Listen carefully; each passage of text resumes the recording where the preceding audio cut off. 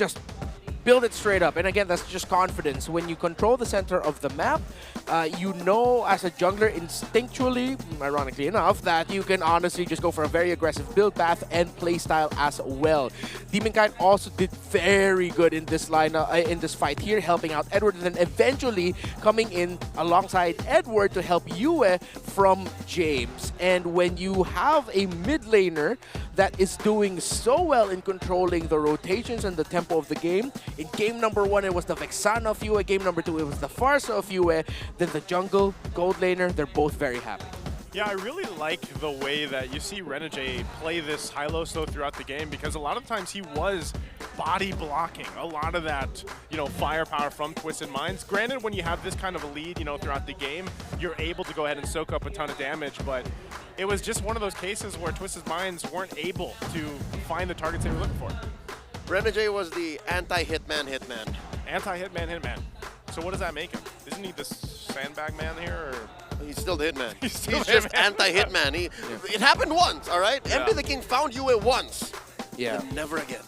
Well, this is the heel man version, right? Yeah. True. It's the heel man version. He just stands there. He stands there, he takes it, and he says, "Thank you, you're welcome." Can I get more, sir? Yeah, can I get more, sir? Because at that point, Aurora have already done their job. And you really just see the tale of two different teams. One that has had a season and 2 international tournaments playing together against a team that was literally just formed.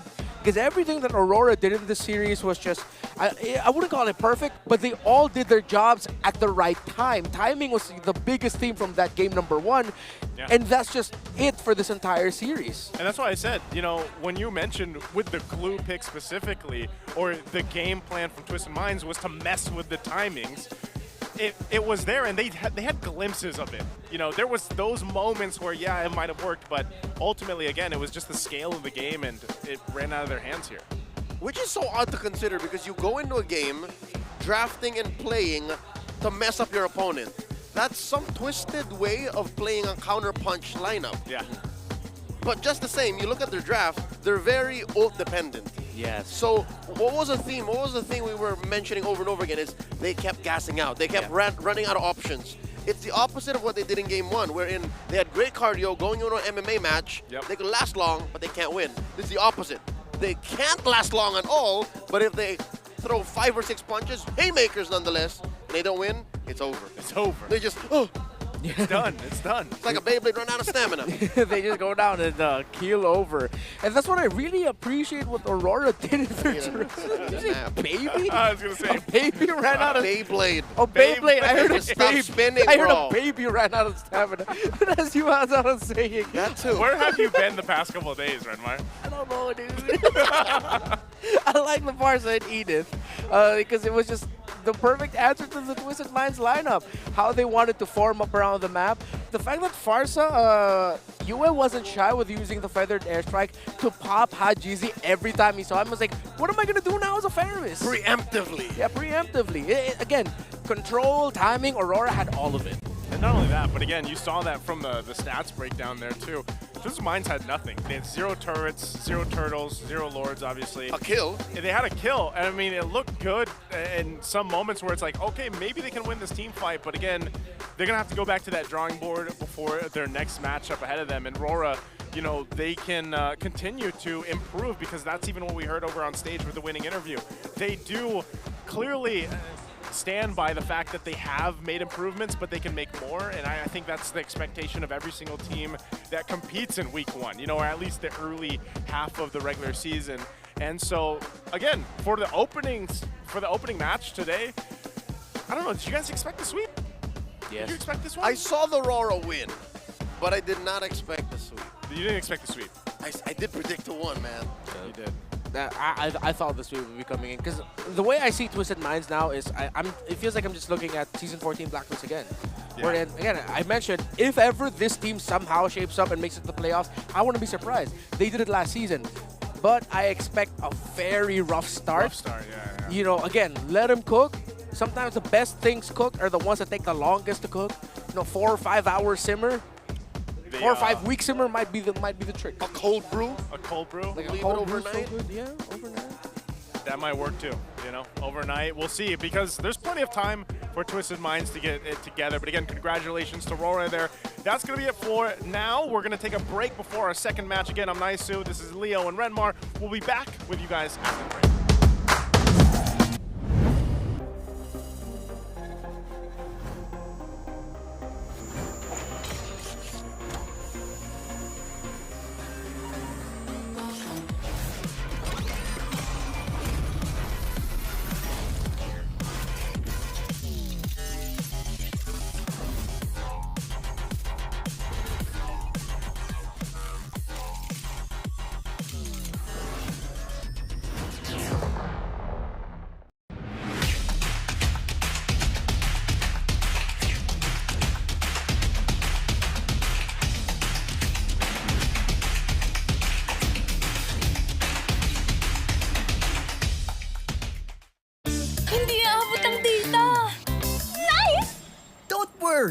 The Only with Smart Power All 99.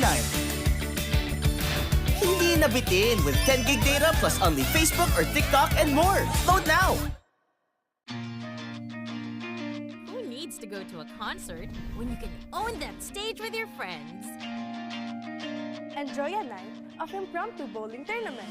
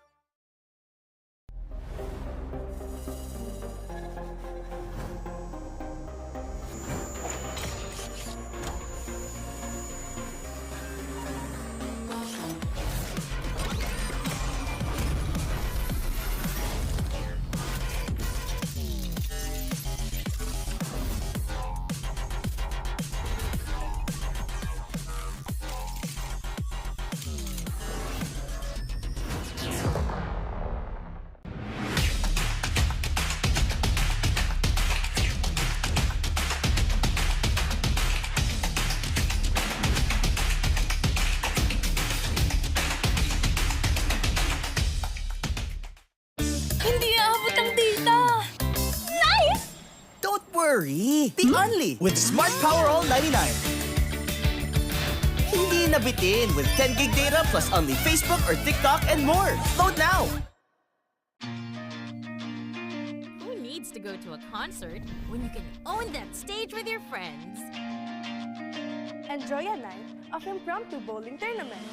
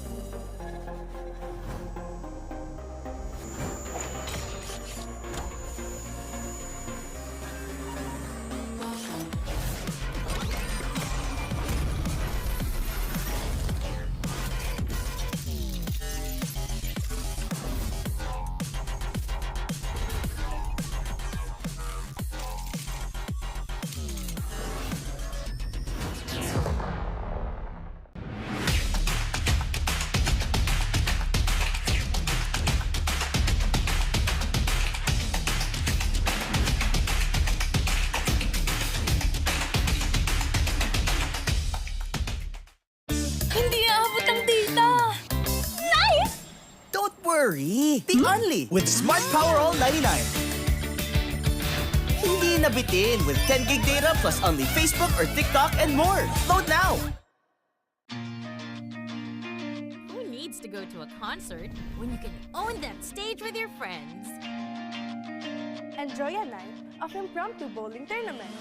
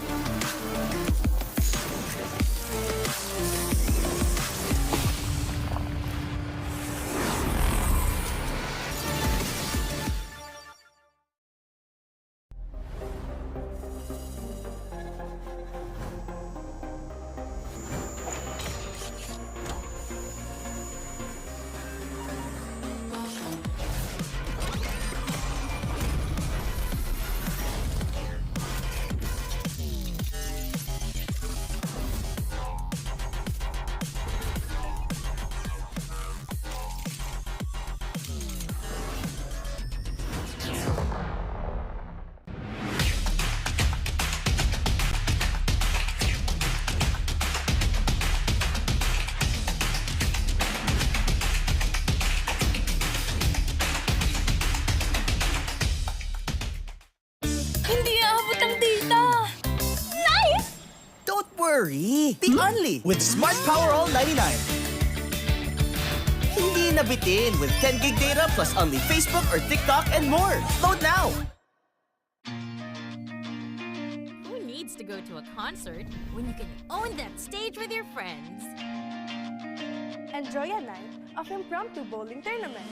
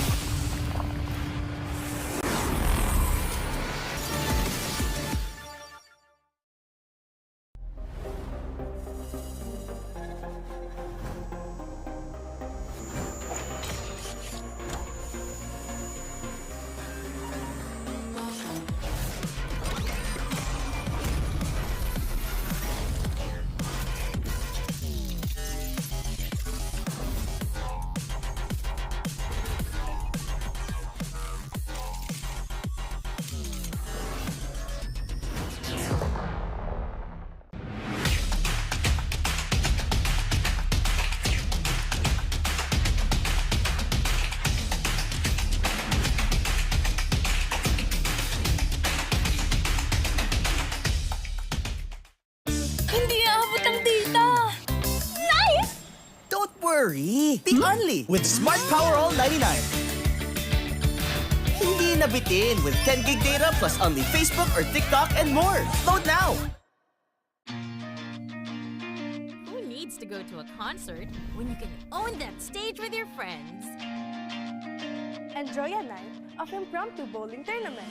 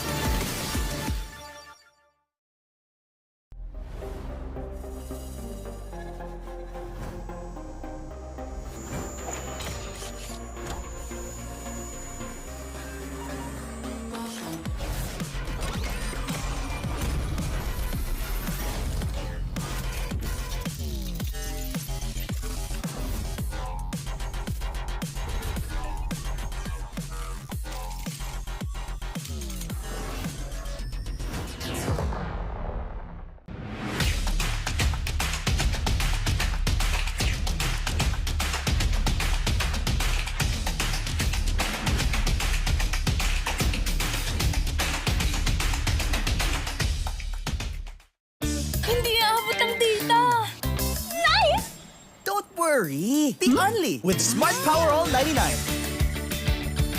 Hindi nabitin with 10 gig data plus only Facebook or TikTok and more. Load now! Who needs to go to a concert when you can own that stage with your friends? Enjoy a night of impromptu bowling tournament.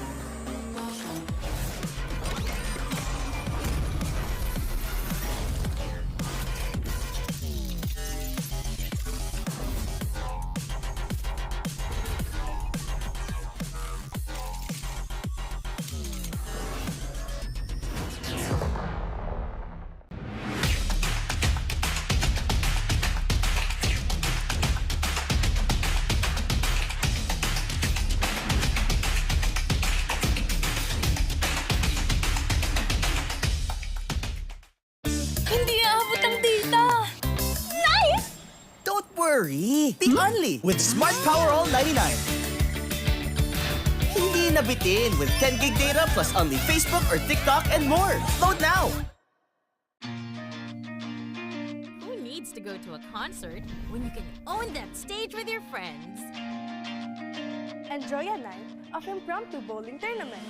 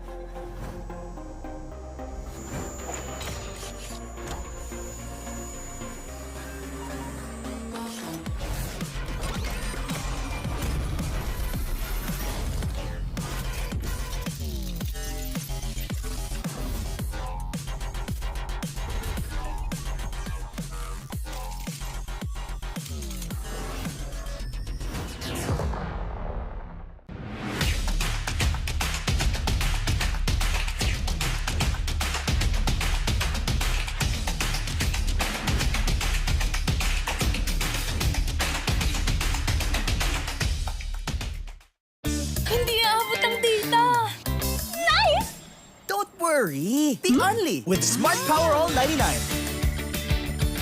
Hindi nabitin with 10 gig data plus only Facebook or TikTok and more. Load now!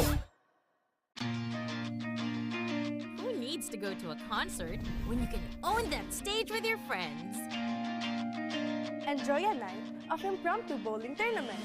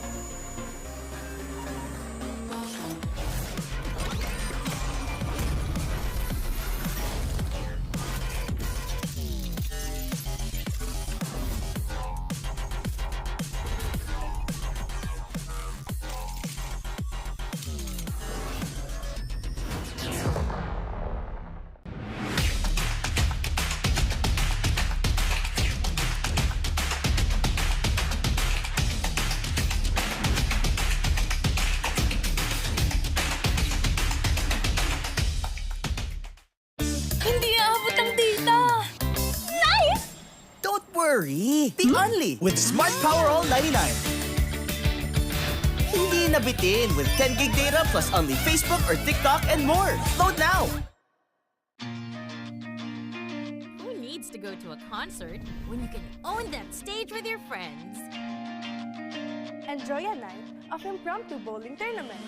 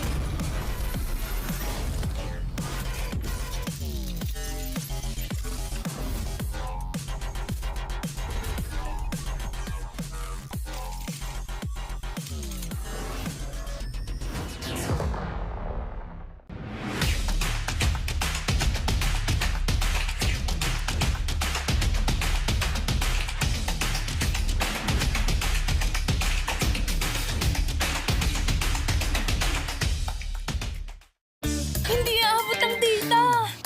Nice! Don't worry, be only with Smart Power All 99. Hindi na bitin with 10 gig data plus only Facebook or TikTok and more. Load now! Who needs to go to a concert when you can own that stage with your friends? Enjoy a night of impromptu bowling tournament.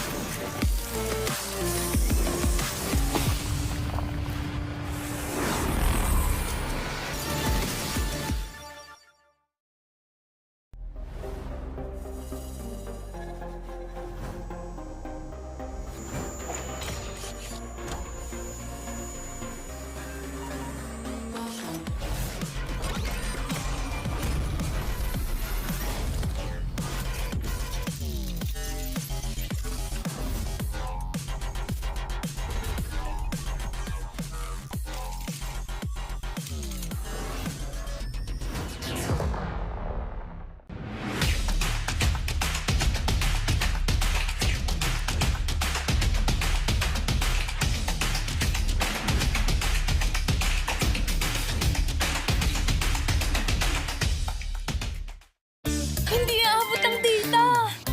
Nice! Don't worry, be only with Smart Power All 99. Hindi na bitin with 10 gig data plus only Facebook or TikTok and more. Load now! Who needs to go to a concert when you can own that stage with your friends? Enjoy a night of impromptu bowling tournament.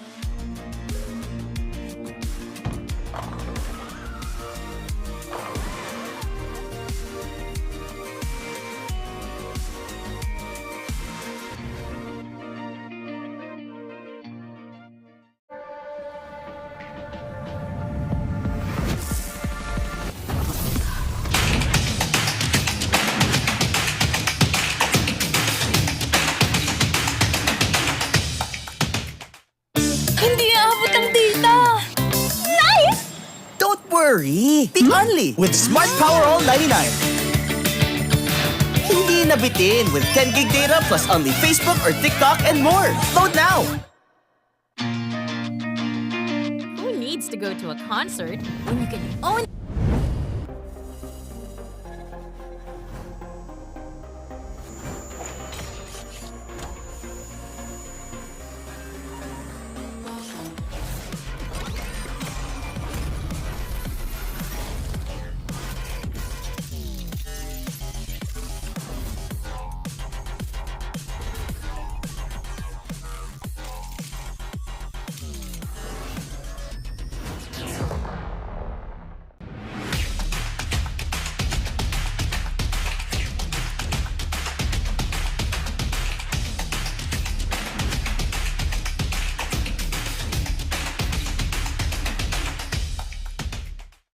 Hindi aabot ang data.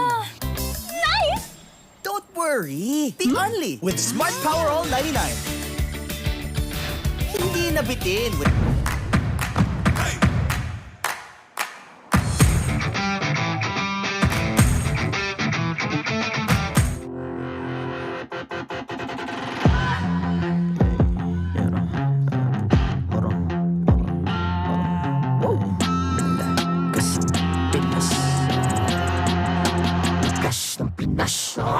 Malakas, Pilipinas, malakas, kahit anong lane, we become the monsters. Malakas, Pilipinas, malakas, face the golden sun and ripping for the 3 stars. Look at us to the top, no ifs, no buts, winning any game. Para to sa PINAS.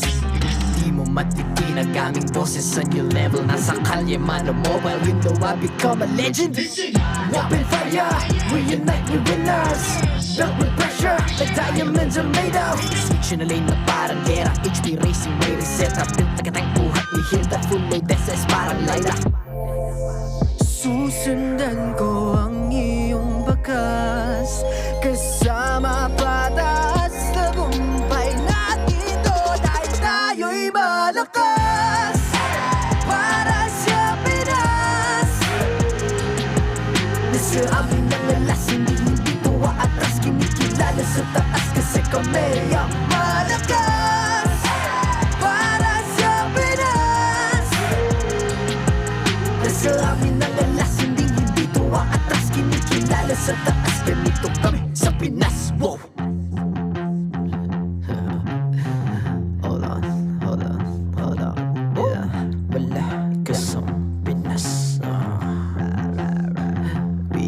Laging every beat, no surrender, no retreat. Pag nagsama-sama, just imagine what we can achieve. Laging every beat, no surrender, no retreat. Giving 100 all my all, cause we just cannot be defeated. We are unstoppable, immune and invulnerable. Ready ang equipment, lahat frozen, malang crowd control. Pakita ko na jab like pow, beast of the southeast. So what I would proud and loud, cause every enemy we devour.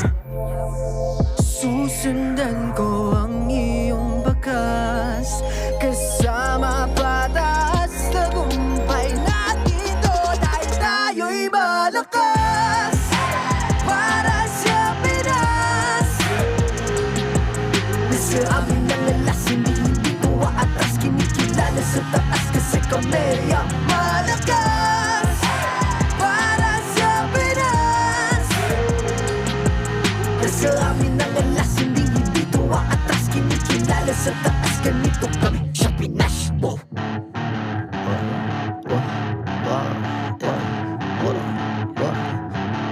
Malakas, Pilipinas, malakas, kahit anong lane, we become the monsters. Malakas, Pilipinas, malakas, face the golden sun and repping for the 3 stars.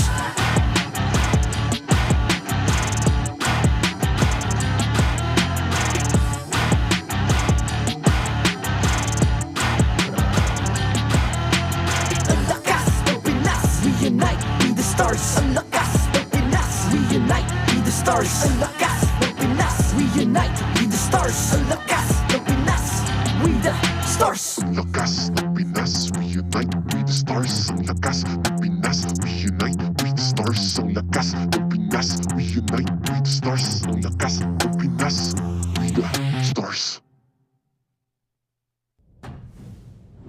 The 15th season of MPL Philippines is brought to you by the following sponsors. Infinix, the MPL official gaming phone. Lakas sa laro with Infinix. Smart, the official telco partner of MPL Philippines. Our partner in esports, Time Zone. Join the fun at Time Zone. TT Racing. For those who dream, work, and play, TT Racing has your back.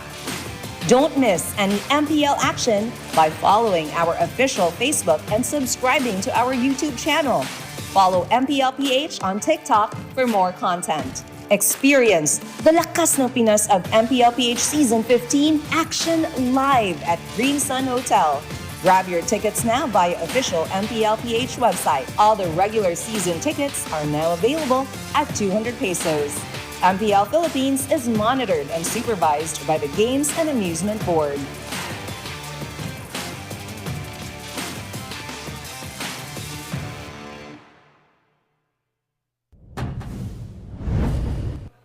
A team who has accomplished so much for the Philippines, now facing off against another team that wants to prove so much to the audience out there as they introduce themselves. It's Onic Philippines and TNC ahead of us. Welcome back to the English stream. I'm Naisu, this is Leo and Renmar. We had a little bit of a break, but it's still us, the Wee Bear Bros. How are we feeling? I am excited to see if our status quo will be challenged here today because, as mentioned, Onic Philippines has been carrying the banner of Filipino MLBB for the better part of the past 6 months against TNC, who is one of the OG franchises in Filipino esports that's been around for about a decade now. Personally, I am scared and terrified because I was one of the people who was very excited to see that Yaoi was coming back home and playing with TNC. But their first match was up against gods, man. It's Onic PH. Yeah, I would go to that octave as well, you know. You know, but if you missed the first match, by the way, for everybody watching, tuning in right now, the Kite Brothers, they led RORA to the first sweep of the season, the first victory for them in our first match of the day. That was our opener for MPL Philippines Season 15. And it was great to see. And I know a lot of people are waiting to witness exactly what's going to happen between, you know, these two teams come together because, I don't know, man. I feel like every single time, and I can say this because it's happened the past 5 times, every single time a team for the Philippines wins the World Championship, you want to see what can they improve on? What can they bring to the next season? And that's what's going to happen here. But before that, of course, we want to thank our sponsors, Time Zone. We mentioned them earlier. They have an exclusive promo just for you guys. Get 400 pesos a power load for only 200 pesos. That's a huge deal. All you have to do is register on the Time Zone Fun app, insert the promo code TZXMPL, and redeem the voucher at any of your favorite Time Zone venues. Don't miss out on the amazing deal because, I don't know, I love arcades. I'm sure you guys do too. Hey, when you're not in an arcade and you're gaming at home, you better be ready to sit comfy in your TT Racing gaming chair. TT Racing gaming chair. Oh, speaking of, get 2,000 pesos off, a discount on your next purchase by using the TT Racing X MPL Philippines exclusive voucher code MPL2000 over at ttracing.ph. Plus, don't miss out on exciting TT Racing gaming chair giveaways during MPL Philippines. So the very broadcast you're watching now. Stay tuned for more info. Just remember, for those who dream, work, and play, TT Racing has your back. I love chairs. I love chairs too. I would love one of these chairs. I love chair. Just one chair. I would want multiple of these. I'm happy with one. I'd love having multiple TT Racing chairs too. Yeah. I love them so much, I would go out of my way to get them. Like, I would go to wherever they are and take them. I will join you when they have their, because I know there's going to have like a flagship store or something soon, It's nearby. Right? It's nearby you? Yeah. We can on-ground flagship store. Yeah, they did a whole reveal. We can camp out with some of our friends. We can camp out. Midnight camp out, right? I know exactly where it is. And they have lots of collabs too, right? Speaking of collabs, man, Yaoi's leading the past Onyx domination. TNC's past Onyx domination. Can the Yaoi lead TNC's past Onyx domination? It's a lot on the shoulders of the playmaker here. Yeah, that's a lot to ask. Yeah, again, you're one of the first dudes to become, well, alongside our Cambodian Filipino bred. They're not Cambodian Filipino, but the Filipinos that became champions in Cambodia, Kosei and MP the King. Alongside them, Yaoi is one of the players who has won MPL trophies in 2 different regions. So, yeah, there's a lot of pressure. And he is also a world champion, so.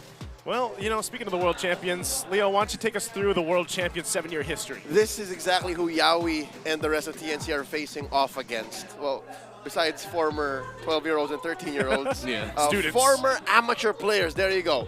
I want to point out the fact that these players have gone through the MLBB esports ecosystem in the Philippines, and they have been hardened and forged in the hardest possible region to play professional MLBB in, and their road to becoming world champions, nay, MPL Philippines champions, was nowhere close to easy. Kirk even took a year off. Look at that. He was the later part of 2020. He was just grinding RG, man. grind. Yeah, and you gotta highlight that because it's those. Oh my goodness, I'm not part of a main 5. I'm not even usually played as a sub. Yeah. I'm just gonna grind MLBB up until I become, well, for the path of Kirk, a world champion. And I want to say that's part of the whole process of, working behind the scenes, Fire. what people don't see. Now, also, speaking of that fire, this is a 7-year history for TNC's players. Renmar, take us through. Well, we all know the path that Yawi went on through Next Play Evos, Echo becoming world champs, and of course going on over to Indonesia with then RORA, then Team Liquid Indonesia to become an MPL champion because of the results of MPL ID Season 14.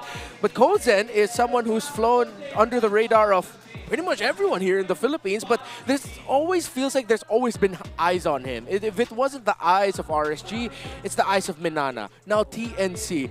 Hearing about what pro players have talked about when it comes to Kozen, apparently there's something with this young man that really a lot of players have acknowledged. This dude could be the next big deal, the next big gold laner, but it's still going to be quite a long road for the young man to find his footing. Just to put into perspective how deep TNC's well of experience goes, 2 of the 5 were once imports. 3 of the 7 were once imports. Waiting in the wings is 3 Martizi. He played in the MDL Indonesia system for the better part of 2 years, and that is the kind of wisdom and knowledge TNC's playing with now in Season 15. And knowing TNC, they have historically been the team to do a lot of switcheroos, like through the season, right? Now, this one, I feel like maybe we see some minor changes, like you mentioned, 3 Mars still waiting in the wings there, but my main thing for this TNC, this iteration of them, and this season is really to see how do they mesh with, I mean, Yawi was the headline here. With each other. With each other, but like,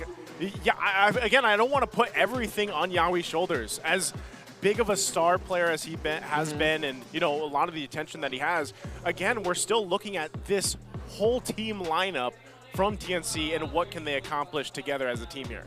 I'm wondering, in Season 14, who was it that was actually calling shots? Was it Lancey or Kozen? That I'm not sure, but from what I remember, the reveal of TNC this season, Lancey's actually marked as captain. See? So there you go. We see a little bit of the delegation of tasks, the division of labor. Maybe there is a spotlight on Yawi. Well-deserved. Yeah. But Lancey will definitely also be calling the shots here and saying, you know what, Yawi, I got you. These guys will follow you for sure. Wasn't there one point where Lancey last season was also like leading some statistics? I can't recall which one it was, but again, he was leading some statistics from S14, and that's why I'm saying, like, with the TNC lineup here, they've got, I feel like, the pieces to the puzzle, so to speak, and Yawi obviously being a big part of it, and what a lot of our international viewers will be paying attention to as well, because obviously he garnered a lot of fans when his time over in Indonesia as well. And so you mix all that up together and talk about a trial ahead of them, their first match being Onic Philippines ahead of them, but I'd love to see exactly what they're able to do. So let's ask you guys at home who you got, right? Do you have A, the champion era Yawi, or do you have B, the champion era Brusco? These 2 roamers, who do you guys feel like you got here? Okay, you know what? As a tentpole figure, an individual, a superstar, can't go wrong with saying Yawi. Yeah. He literally is the Cho. He is. He is the Cho. Yeah. The Cho of the world, not just in the Philippines. There's an interesting fact about Yawi's Cho. Do we share it now? It'll probably come up later. We'll get the numbers. It'll come up later, but there's a little teaser for it. Much as Yawi straight up redefined the roam role and what it could be and the game, something about champion era Brusco hits diff that I really appreciate, man. You know what champion Brusco does that Yawi don't? What'd he do?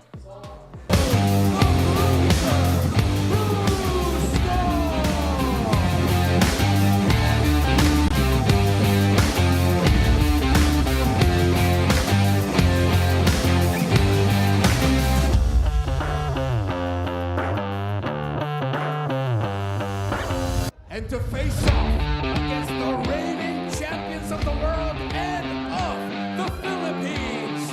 It's TNC Pro Team!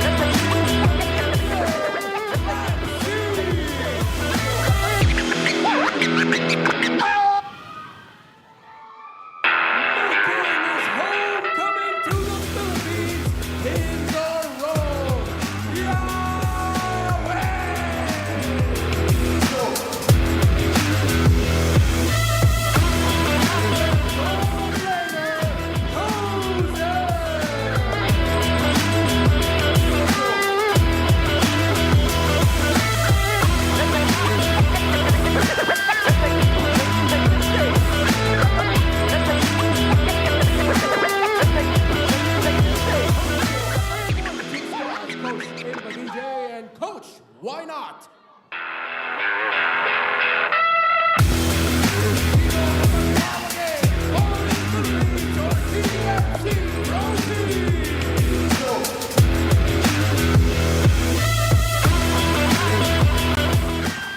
And here we go once again. What an introduction for the champions, the world champions here. Leo, take us through Onic Philippines. I said it before, I'll say it again. I think the team to take down Onic Philippines hasn't been made yet. We have never seen a team dominate the Philippines nor the world the way Onic PH has. And if you're talking about individuals, sure, maybe some stars may shine a little brighter. But when you're looking at a squad, a team, a full 5, no, 6, 7, 8 with their coaches and their newly acquired 6-man in hate, no one shines brighter than the Super Fam. They're so damn good, dude. No other way to put it. They're monsters. I remember saying that, man, a couple times, and it's so true. Now, against them, it's TNC Pro Team. Renmar, take us through. This could potentially be the greatest David versus Goliath game #1 in a season opener we've ever seen. But let's not put too much pressure on the shoulders of TNC Pro Team. Lord JM, Kozen, Zaida, Lancy will have to go along with what Yawi is known for. Fast action, decisive rotations, and if ever they're gonna lean on that idea, pickoffs. But we were mentioning the sharing of responsibilities, the crown of shout calling. It's not just Yawi, apparently it's also Lancy, the man who's touted as actually the captain of TNC Pro Team. How Lancy and Yawi will balance their rotations and shot calling is gonna be key. Yeah, it is, and not to mention, you know, when you really look at TNC Pro Team and how they're going to be able to go ahead and go against a team of this caliber that, you know, I agree with what Leo said. There isn't a team right now that actually I feel like can defeat Onic Philippines and just across the board.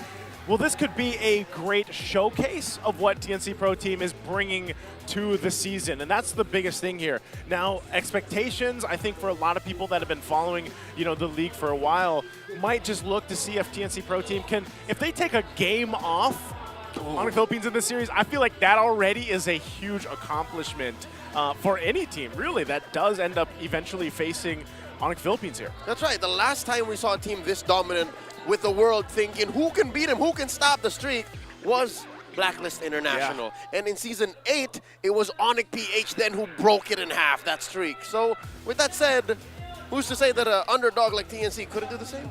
Well, we'll see that, but also for the integrity of the players in the games here, we're going to throw it over to a ping test between our both teams. Gusto nyo ba na na pinapanood nyo sila? Hindi. Ang gusto nyo, yung busy kayo pero kayo yung naglalaro? O hindi kayo busy pero pinapanood nyo yung mga tao na alam nyong kaya nyo mapunta sa posisyon na yon? Yung gigil na gigil kayo? First and foremost, I would like to say that I would like to congratulate everyone in this room. Lahat na sila dyan? Salta ka, Big. Ikaw nga. Salta ka kasi. Salta ka. Ikaw salta ka ako. Salta ka, M. Hindi, tignan mo nandito, yung mapa. Pati nga sa tignan mo sa... Makulay ba talaga? Pero makulay. Mataas na siguro brightness ko. O baka ganyan talaga siya, no? Laban na yan, larga na yan si, tara na. Great to see that ping test there between both teams, right? I mean, that's how they get ready for the game. That's how they make sure things are situated and set up. They got to make sure the comms are ready, and King Kong speaks English. I mean, no, that's TNC, right? TNC is doing something a little more akin to a national ping test. Can you hear me? Yo, speak up. Can you hear me? Can you hear me? And here's King Kong spouting out lines that Coach Tony says. Verbatim. To whoever's in front of him. Like, I think it just goes to show, like, really how closely knit the super fam is, that the words of Coach Why Not, King Kong can recite word per word perfectly during a ping test. And he's in a trance. Like, he's not even talking to anyone. He's just do you want to going with it? Let's take a look at the infinite keys to victory here, Redmar. Yeah, Onic Philippines, lakas ng Pinas. Show them what it means to be the champions of the strongest region in MLBB esports and the world champions at that, and even the recently crowned SBS champion. So, come on, just do Onic things. Rebuild and rebirth, TNC. This might be another scenario of let them cook, but I hope their rebirth is coming out of the gate with a bang. Last season, Hate in the very first game of TNC played the frickin' cushion. I'm not saying play the cushion again, but I wouldn't mind if we saw some surprises that could potentially make Onic go, whoa, what the heck is that? Make or break the status quo. That just replicates what I said in the previous statement. I'm going to say this, man. You know, we've been saying let them cook for a while. I feel like a couple seasons now for TNC. I'd love to see them come into the season. Like, if they need to cook a little bit, sure, but like, let's get right to it. You know, let's get to the bulk of the ulam here, because that's what we need from TNC. These are different chefs now, Joseph. You have to understand that, yeah, it's TNC for the longest time. When is it going to be ready? But, you know, it's different set of aprons, different tools, different cuisine. Sous chefs. Yeah, exactly. Okay. It's like, I have no idea what to expect, by the way. Yeah, it's so tough to ask for it because I'm going to share down a stat that I shared to the rest of the talents earlier. So for TNC Pro Team, yeah, let him cook, but the last time they cooked in MPL was in May 4, 2024, Season 13. That was the last time we saw them win an MPL Philippines series. And then 23 days later, that was the last time we saw TNC Pro Team in May 27 win a broadcasted match. And that was in SBS Season 5 against a team called Valhalla. So it's been a while. It's been a while. That's why I said they've been cooking for a while. Yeah, well, at this point, the meat is disintegrating. It's already mixed into the rest of the broth. This is more than sous vide. It's time for a new wok. Yeah. It's time for a new spatula. Yeah. A new can of oil. 30 years dry aged in olive oil.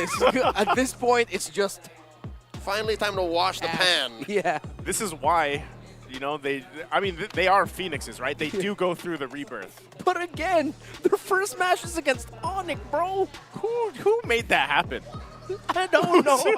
The league chooses. That's a good question. Hey, whether it happened in the opening week or towards the later half of round one, it was going to happen. Yeah, that's true. I just wish that this isn't a stomp. Either way it goes. I mean, not even like a game, not even like take a game, right? Like just make it competitive. Yeah, two very competitive games of MLBB. And that's actually what we got the bulk of from TNC Pro Team in Season 14. It's the same script. Literally, they're like, hey, they're actually going to win this game or series. What happened? That was the thing, man. Yeah. It was always like, you know, you were about to taste the dish, and then all of a sudden, boom, it's gone. Yeah. You literally see the waiter bring your order, and it's not yours. And they take that hard left. Yeah. So hopefully we don't get that, because my heart cannot break anymore for TNC Pro Team.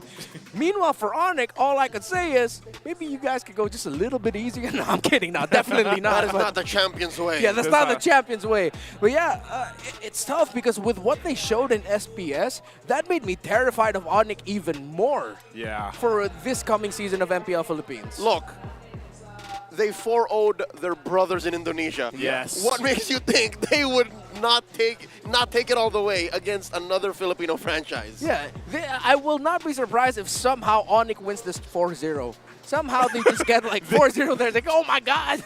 Just every single match they play in the regular season is 4-0. No, again, jokes aside, guys. Give Watch more than it a point? home. You know, that's Just goes to show how crazy they are, man. Yeah, you guys have been watching this team And for a lot of people, maybe your first time seeing the Superfam or, Onic Philippines was M6. Maybe that was your first time. And by the way, there was that whole documentary of M6 done, and it was well put together, and it really highlighted a lot of the different teams' journeys, but also for the champions on how, they managed to get to that dominant showcase that they had in M6 and then SPS, where even for me personally, I was just watching from home. I know you gentlemen were working at, and I was like, I did not expect this. I did not expect the 4-0. Onic Philippines is like Hulk Hogan in the 80s. But it's not predetermined. I don't know about the 80s. It's not strictly in the 80s. Yes, it's sports. You're a football guy. Who's the most dominant team in American football? I don't know. In history? Like, maybe Green Bay Packers? I don't know, man. Packers. Oh, no. Just imagine an entire team of Peyton Mannings. Is he the GOAT? Is he the GOAT QB? Maybe. I really don't know who the GOAT QB would be. I think it's such a subjective. I mean, it's like us with the MLBB. Here, everyone understands this. All of them are LeBron James at 40 years old. Or MJs. Or MJs. But see, that's the same Or Kobe's. Or Kobe's. They're that good. Or Curry's. Like, seriously, if this is your first time, for some reason, welcome to MLBB Esports, welcome to MPL Philippines. We're very happy to have you. But you are about to witness the little gods of the sport today. I mean, they aren't perfect, but imagine this. In their last 32 series, 32. They've won 29 of them. That includes a show match that they played in China. What is that percentage? 29 out of 32? Yeah. I'm looking at 95, 90 to 95, somewhere in between. My goodness. Well, we're going to be jumping into the draft here for this game number 1, and we'll see what the world champions, Onic Philippines, the previous champions of the MPL Philippines as well, want to go ahead and do on this blue side as TNC is on the red. First phase almost done. They take out the Euphobius and the Harith. Over on the flip side, we got the Jushin coming out, the Fanny. What was the last ban probably going to be here for TNC? Matilda's open. Yeah, they're going to go down that route. Granye's open. Suyo Joy is open. I think they'll think about taking out a pick away from King Kong. Either the Suyo or... if they take one of the other, then they're left with... Less, yeah. Because the main trade right now is Suyo, Joy, Nolan, Hayabusa. But then some teams are willing to slot in or sneak in a Fredrin or a Martis in there. So they're respecting the Selena of Super Friends. So for Onic, they can go Suyo as they usually do, but sometimes they're willing to... Or first pick Matilda. First pick Matilda, exactly. First pick Matilda. I mean, Suyo's open too. Like, is that going to be... I wonder if that's going to be a trend for teams to go ahead and pick up. That was not Suyo. That was definitely a Joy that comes through here. Yeah, I think that's like the favorite pick of Onic right now. It is one of the heroes getting their skin. And TNC drafting red side like how Onic would do. They're looking for macro control. The Gata Kacha has a wide coverage, of course, with how its ultimate works. And of course, the low Yi being able to maximize the use of the diversion and taking a pick away from Super Friends. Oh, wow. The Indonesian icon, Gatot Kaca, was a breakout hero just a couple of weeks ago at SPS in the playoffs. TNC are on point. I'm loving what coaching by DJ Douglas Joseph is on. Actually taking the reins once more. He was once a member of TNC as a playing coach, an analyst, a sixth man, but now he's head coach. He's head coach here too. That's Granger picked up, and the next pick there is CC. Very common picks, that a lot of us have already seen Onic Philippines play. They're going to be playing it at the highest level possible. So really for this last pick for the first phase for TNC, it looks like it's going to be the Suyo. That jungle matchup we're so used to seeing. Yeah, Suyo Joy trade. Onic gets him come first. They have a very proactive pick in the EXP lane for Kirk. He can bully with that CC, whatever matchup he's going to be up against. I think Onic might want to watch out for a Swerve Glue pick in the EXP. It's not frequent that we'll see Glue and Gacha paired up together, but honestly, that just sounds absolutely terrifying. Surprisingly, TNC are actually banning out the Cho. So that might be a signal that this Gata Kacha might be leaning a little bit more towards the roam, or TNC are going to be playing a little bit slower in their roam pick, might end up with something along the lines of a Tigreal for Yaoi, then the Gata Kacha goes EXP lane. Much like the Hilda situation, but the opposite way around. I think this Gatot's going to be the roam, man. We saw, what, 9 out of 10, if not actually all 10 Gatot Kachas in SBS be in the roam. Like, it was a solid pick. So I'd say this is Yaoi's pick right here now. If that's going to be Yaoi's pick, the EXP lane are still open. If they just want something to disrupt, they can go Hilda with the Phoveus got up against a CC. It's good against the Joy. Good against the Joy, yeah. I wonder if they're willing to play Lucas into CC. Some teams are willing to do that, but it's so risky. She is still open. Yeah. Lucas, that was banned out, what, twice? Yeah, twice previous series, so yeah. See if it comes through here. Next ban, though, for TNC. Are they still going to go ahead and just focus on the roam picks? Looks like it is. Hylos is taken out. So for Brusco, anyways, what does this leave open for him to pick up? The Tig. The Tigreal? Unless it's taken. Unless, I don't know, this is a flex is taken. Bananga is actually going to be banned out. Matilda, too, uncharacteristically left. Yeah. I think of right now for TNC. Okay, oh, they're taking pick away. All right, Moscow. They're just going pure macro. Yeah, they just want to play around the map. Superfist might end up here with either a Vexana. I'd like to see him pick up a Vexana, actually. Or a...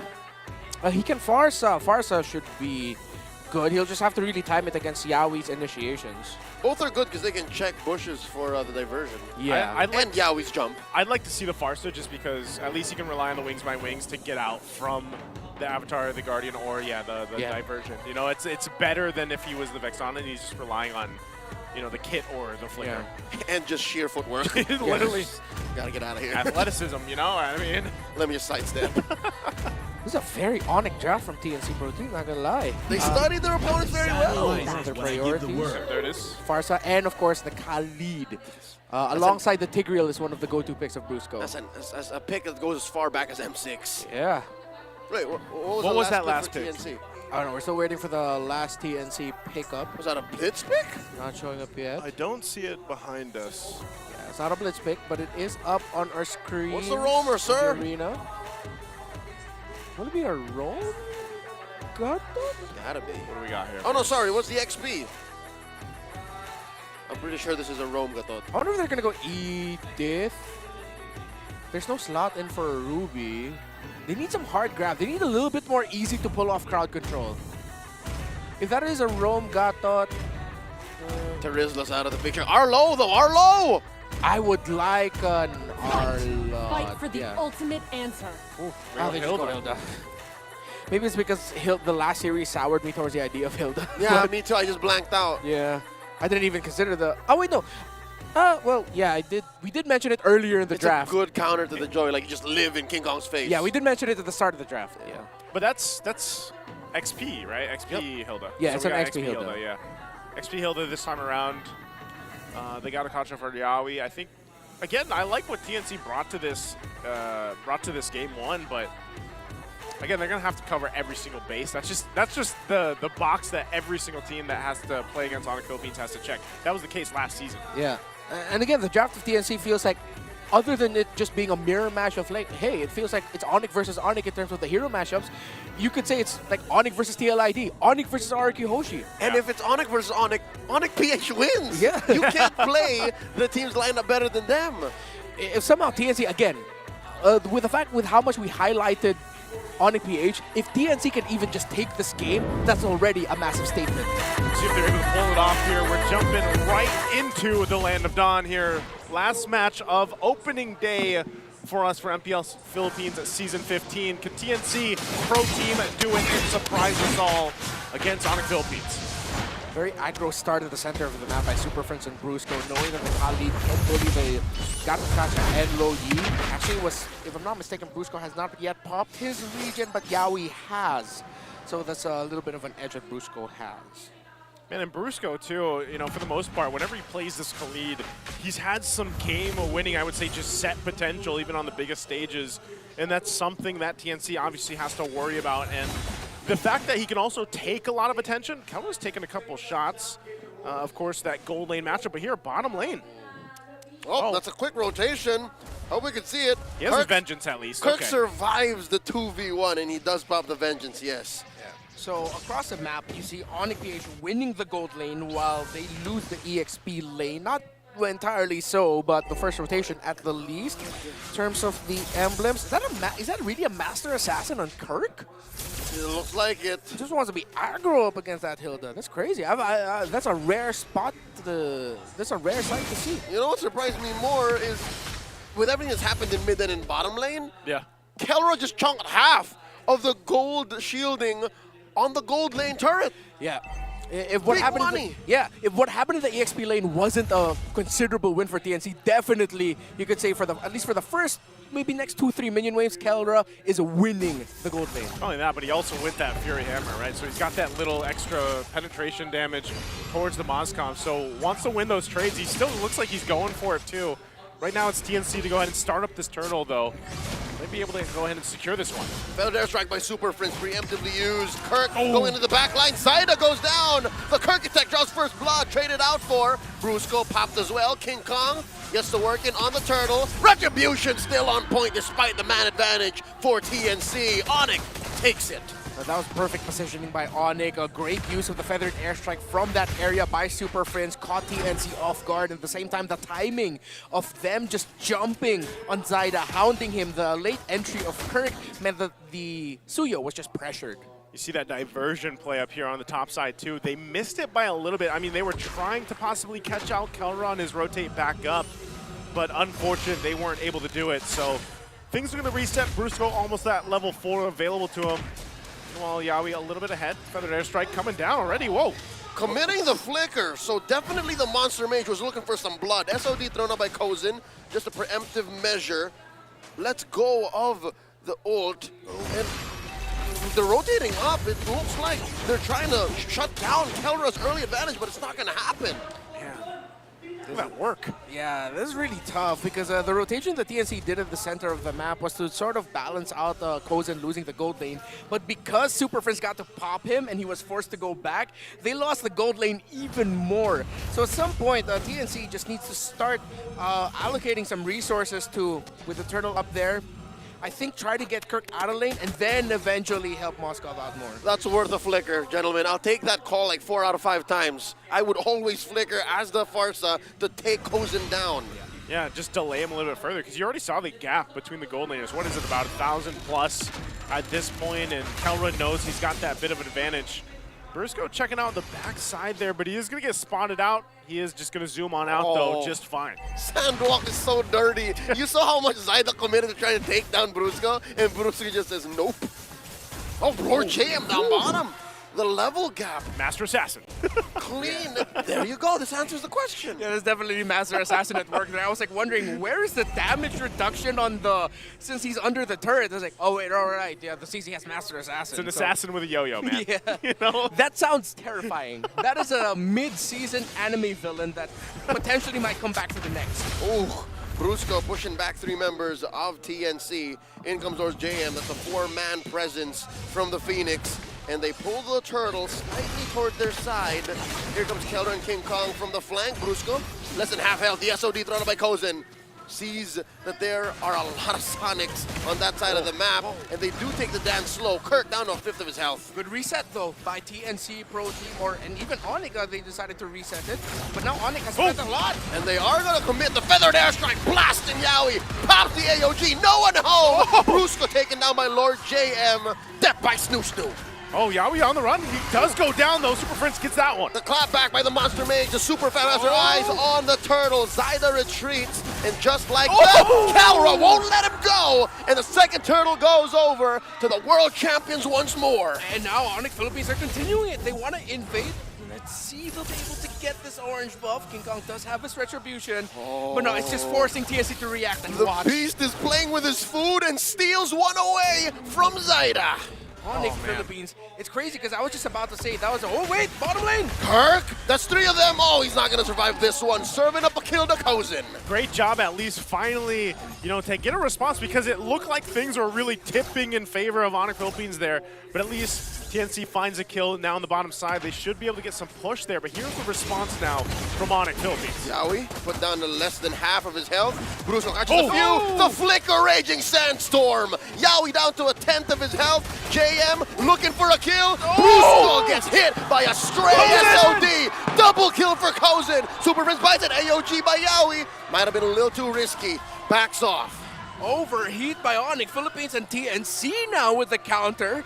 showing that they can dance with Onic. It's not the cleanest, most dominating dance, but the Phoenix Army can fight and take it to the defending world and Philippine champions. We saw it in the last objective fight. We thought TNC would win it. Onic PH got to recover. Now, off of a TNC recovery, Onic PH tried to answer back, but again, they overextended. This could have been a great play, but they didn't take into account Lord JM's positioning, forcing them back. It's also a very good call by Kozen to toss the SOD, and at the same time for TNC to push forward and threaten, forcing the flicker from Kelra. Yeah, great, just kind of scrappy fight from TNC, and I feel like that tends to be, you know, what we see from TNC as a team a lot of the time. So if they want to go ahead and just kind of battle it out, you know, brawl it out there with Onic Philippines in any of these lanes, they'll most likely take those fights. TNC's side laners are eating good. 3-0 for Kozen, 2-0 for Lord JM. Despite the rocky first, 5 minutes of this game, I think they're onto a good start. These Phoenix Wings are actually spinning their way into Onyx's minds. I think if they don't watch out for Kozen, again, they find another moment like that, could be game one. Yeah, again, TNC, they're trading really well. Their rotations, honestly, I mean, they're not perfect, but you could see, like, okay, this game plan, let's go here, try to force something. There's nothing here, let's go. Sometimes they would overextend, spend a little bit too long trying to do something, but other than that, I like how TNC is playing against Onic Philippines right now. Yeah, I'm really impressed so far, you know, given the fact that even when they had things not go their way, you know, in the early game, they're still able to go ahead and pull things through because we're starting to see that even against an opponent like this, they're willing to take those fights. And you know what? We've yet to even see a good diversion. Yeah. That's still something that they're keeping in their back pocket. Yeah. What if in the next, 5 minutes, Onic gets used to the tempo of TNC's fighting, and then suddenly, Lancey says, let's take this bush. Yeah. TNC is very dangerous. Do consider that ever since we ended Season 14, they've had the longest hibernation amongst all franchises. Yeah.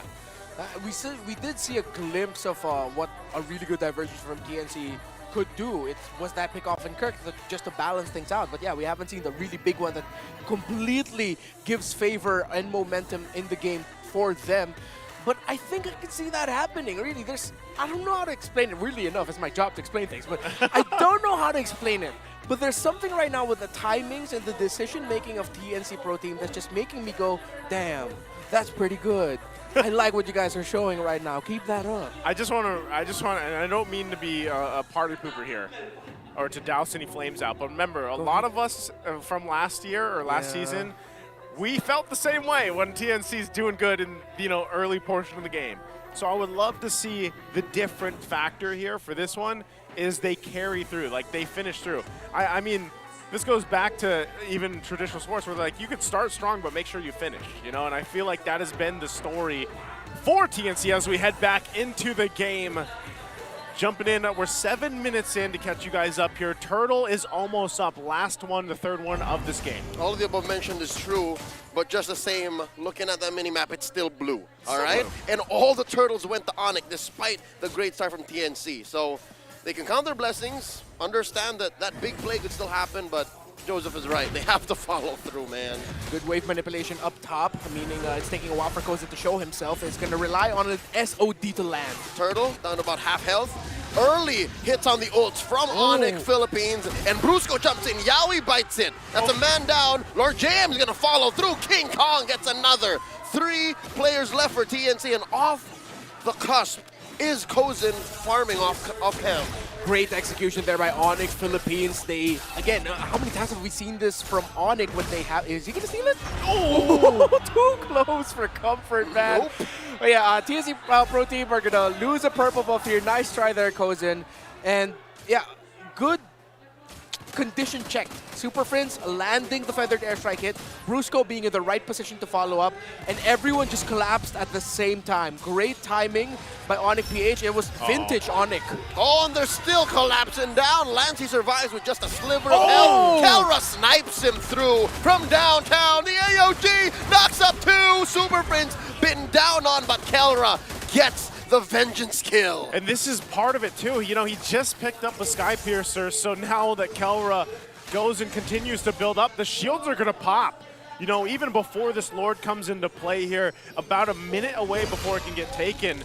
So it almost feels like Onic Philippines was like, you know, yeah, TNC, you were a little scrappy. You might have had that little bit of a win, but even when it comes to the objective, we'll fight you guys, and we'll remind you who we are at this point. Now I gotta glaze on Onic PH because just watching them execute those fights, those sequences, it's just, literally, it's everyone knows what they have to do, where they need to be. How the heck did Kelra land that Death Sonata? We didn't see the angle. Yeah, I really thought that Zyda was at least blocking it, but Kelra somehow found an angle. I was like, nah, there's just right enough room where I'll be able to hit Lancy, and then it landed. And that's why I love what Super Prince does when he picks up the Farsa here. Like, he is one of those players. I mean, more and more do it now, but he's been one of those players for the longest time when he picks up the Farsa. Like, he's so aggressive that he flickers forward, right? He's done it twice this game. He's done it twice this game, but he's done that so many times in the past, and it sets things up perfectly for those off angles. That's a real moment, ladies and gentlemen, during the Infinix hand cam, where they took 3 down like it was nothing, trading out King Kong for 3 members of TNC. Lancy, Zyda, Yaoi down. Lord J might follow through. One more for the Filipino Savage as Kelra takes down the last member, Sans Kozin from TNC. He's still up in the heavens, the god of the gold lane, still proving that he lives up to that name. 6 kills, 0 deaths, 0 assists. He's just out for blood. He was technically in the mid, but yes. He's just a god. He's a god at this point. A lot of us have seen it, especially on this Granger pick. And we're going to take a look at the replay. I mean, look at this. The collapse down. Lord JM was waiting in the winds, but it's just too late. I mean, even if he comes in, Brusco just heals up, and he's like, I got you in a way. Even though he goes down, but Kelro will land that last shot, the Destinata. Oh, all right. They missed the money shot. Like yeah, then and there was the point blank hit of the Rondo even. Yeah. He didn't even have to hit that long range. And the more Kelra does this on the Granger, which throws me back to SBS, the more he reminds me of one of the Philippines' greatest athletes, pool player, Efren Bata Reyes. Yeah, man. The geometrical genius. Yeah. Just the angles that he takes on the table. It's ridiculous. Yeah. Called him the magician. Other than the kid, he was the magician. Dude, it's amazing how they both have multiple monikers and they all stick. Yeah. I mean, at this point, Kelra does too. Exactly. Yeah. They're both world champions. Like, all the praise we were dishing out for TNC Pro Team with the effort that we're showing, and this always seems to happen for an Onic game, where it's like, oh, whoa. It's looking a little shaky. It looks like they might drop this. Suddenly, okay, let's flip the switch. Show them just how good we are at this game. All right, you got your licks in. Yeah, you good? All right. It's literally the IRL version of an Aldous going, my turn. Yeah. Dude, honestly, I just think it's part of it is like, Onic Philippines is, you know, when it comes to the team fighting, they're great, obviously. Individually in their lanes, they're great. But it's also that macro awareness, and this has always been the highlight of, I mean, even when Super Friends, for example, gets the Luyi, it even highlighted their macro awareness even more because of the plays they made, but just when they put pressure, because that was happening earlier, and that's why when we went back to the game, even though TNC won that little skirmish earlier on, it's like, well, yeah, the map is still blue. It's still for Onic Philippines, because every time they lose something, they're getting something elsewhere. And that's every single one of their games, from last season M6 to SPS to now, that's what they're doing. They see the map in a different way. And at first, we thought it was just Super Friends. Off of the 8G podcast, it was revealed by a lot of pro players that guessed it on that podcast is Friends just sees the game differently, man. He reads the map like no one can. Apparently, you spend enough time with Super Friends as a part of the Super Fam, you're gonna learn. You pick it up. You get. Yeah. That's why I assume Kelra is so good at the Granger now, is because he sees the map in a different way. He sees through Super Fritz's eyes. Somehow, some way. That's trippy. That is. Yeah, and it's just cool to see a gold laner that when he's getting provided vision, he does something with that vision. Whether it's Kirk, Brusco, either of those two, maybe even King Kong, a little bit too deep, a little bit too aggro. Kelra's always just there to go, nah, I got you. I'll make sure that if you go down, it won't be a waste. We'll see if they can actually catch Kelra this time around or actually fight for this Lord here. Down to a fifth of its health, now a 10th. King Kong knee deep. Oh, Zyda gets the steal. AOG by Yaoi in the thick of it. He does go down, traded out for Super Prince, looking for the punish. Kelra gets a double. Zyda running through. Oh, no, Zyda. Can Onic Philippines stop him? He gets away with highway robbery. A Lord, and they took Super Prince down 2, and this will force Onic PH to go back. Yawi Lord JM will be up just in time. Let's see if King Kong will be able to delay it. Now, in terms of how the movement is going right now, it seems like, oh, it might just be wasted. They won't be able to make the most out of this Lord TNC Pro Team. Hey, it's better than nothing. Yeah. It's something, it's something. What a steal, though, by Zyda. Gotta commend him. Is this correct? The first Lord of the game? Yeah, very first one. Yep. Go to the hands for TNC. So they won't be able to push with the Lord. Mid-tower, it will fall. So, okay, TNC Pro Team will be able to get something out of here. Some semblance of a little bit more control now. Yeah, so it's not a total waste to get that one. Again, it's a little bit of hope that they needed too. So that mid-turret actually doesn't go down just yet. Yikes. As Onic Philippines will go ahead and still kind of continue to clear things. I'm wondering too, how many stacks does Kelra have right now? He's 8-0. So what did that put him at? I think he picked up the Sky Piercer at around 2 or 3. 2 or 3, maybe 4 kills. All right. Oh, hold on. What's this? Whoa, They collapse down onto the Brusco. Did not expect for there to be that many Phoenix Army members in that bush. And I think, are we going to get another diversion? No, we're not, but that is a great play by TNC Pro Team. At this point, that pickoff is so expensive for Onic PH. That's a great play from TNC, and they can actually continue to do this and build around it. Are we just gonna let go of the fact that Zyda stole a Lord? He was down 2 levels and he stole a Lord. What are the mechanics of this young man, formerly known as Mama Coco, when he was playing in the amateurs? Dude, Onic Philippines wants to fight this, though. They're actually going to drop down the Feathered Airstrike. I don't think they can catch him, though, but Kirk... Wait, they're still going! They're still going. Oh, Kozin! Oh! Kirk! Goes to the wall, jumps through, and yeah, TNC is... Uh-oh, diversion. Diversion going to the back line. Do they know? Okay. Super Prince throws out 1, a Death Sonata 2. They cancel. Yeah, just like that, Onic PH gets control of the map again. If you've forgotten who Zyda is, a back-to-back MDL champion and MPL Season 13 champion with Team Liquid Philippines in their inaugural season. He was an MDL Season 2 Finals MVP and regular season MVP. For the longest time, though, touted as a double-edged sword, high-risk, high-reward type. That was high risk what he did trying to steal that Lord. Well, he got a high reward. Definitely did, and so it might make Onic Philippines also hesitant a little bit on this next one coming up in just a couple seconds. But this is where anytime, any lineup, any team that has the Lo Yi can play around the macro presence. But look at this. Onic Philippines is going to go for themselves, trying to make a play. Got a concealed play.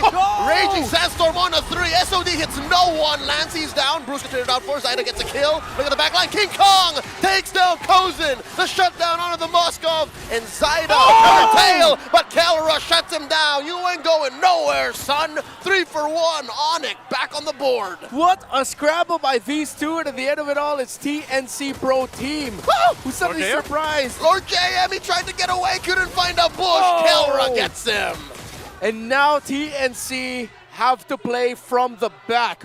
Or will Onic actually just try to end with this lone minion wave against Agatas Gacha? Kozin and Lancey will be back in time. It's an end angle. Literally Yaoi versus the world. They penetrate through mid. King Kong sent over to deal with the Lord alone.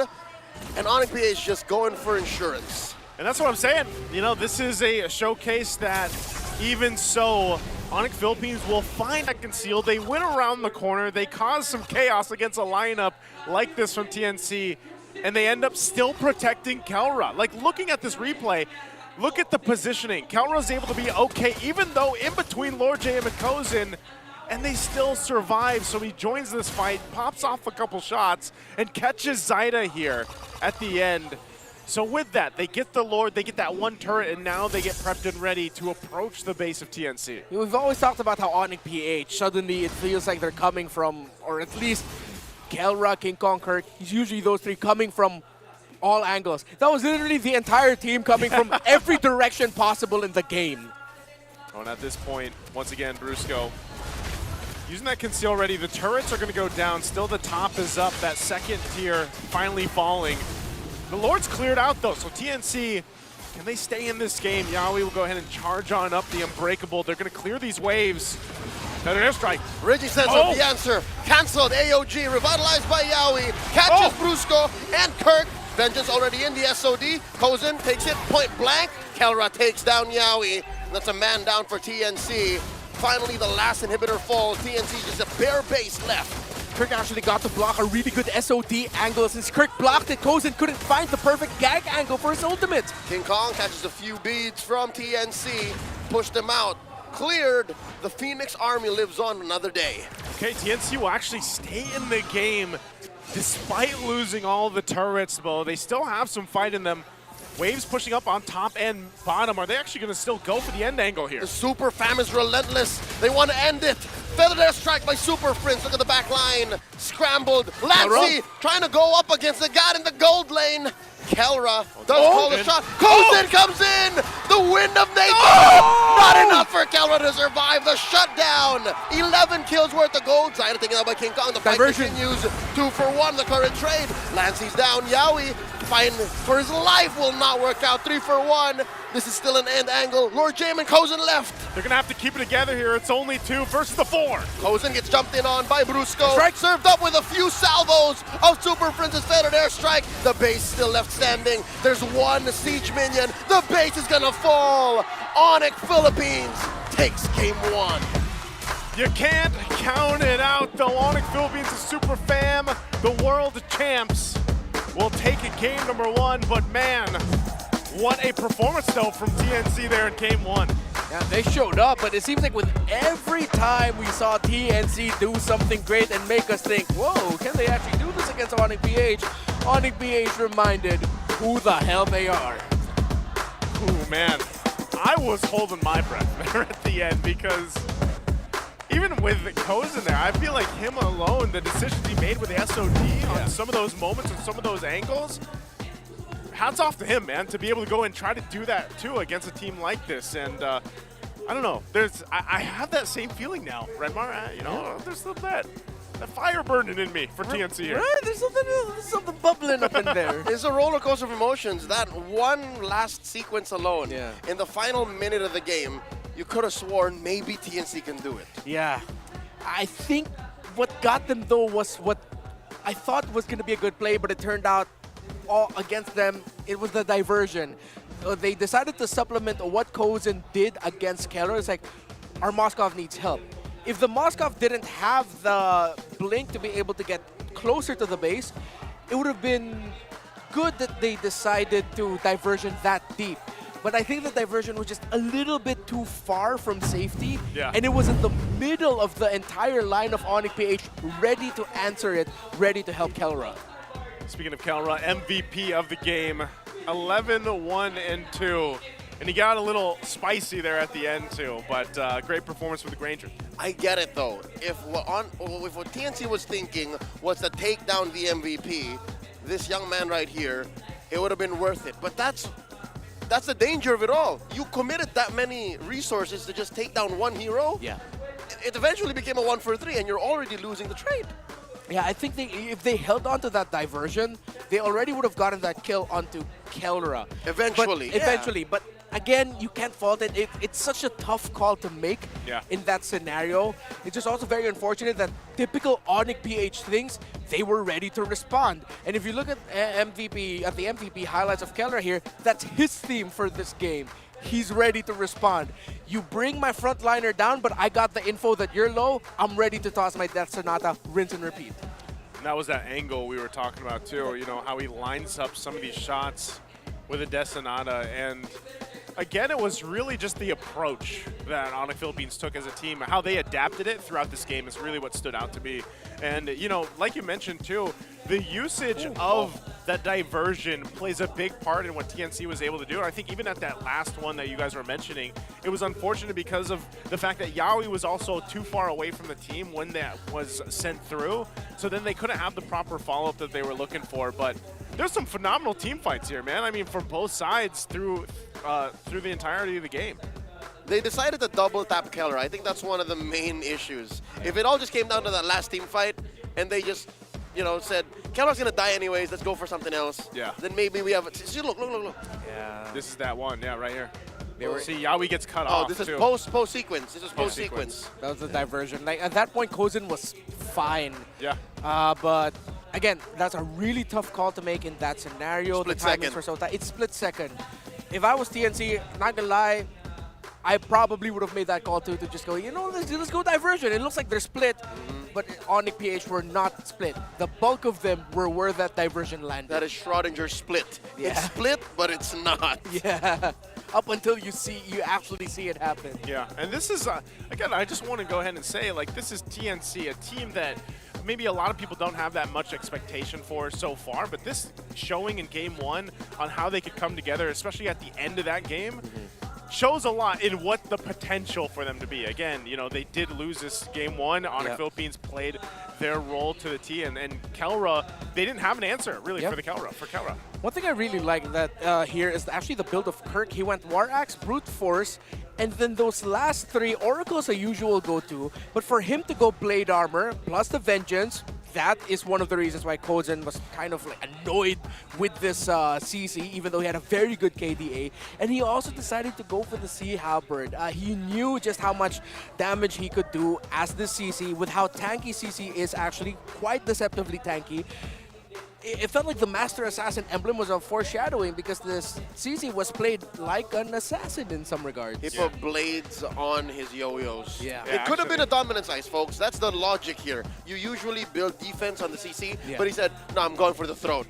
I want to end this quick. So he gave even Lord JM something to think about. Yeah, that double, I mean, with the Vengeance plus the Blade Armor, and then the Master Assassin, like, that's actually quite a bit of damage back to you. Yeah, and Kirk understood his positioning. Again, there was one siege that when Yawi decided to AOG, and it was, if I'm not mistaken, when Yawi decided to AOG and he got Brusco, actually the SOD that Kozin threw was blocked by Kirk.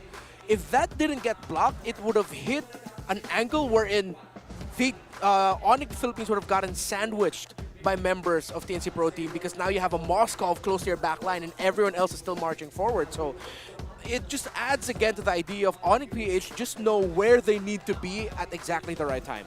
Yeah, a lot of the positioning is actually, for as much as if I'm not casting the games, when I do get to watch Onic Philippines, I just look at the positioning, not just for Kelra, but like as the team, you know, because each one of them are just it seems like they're just in the right place, always at the right time, you know, and that's especially hard to do against a lineup that has a Lui Yi.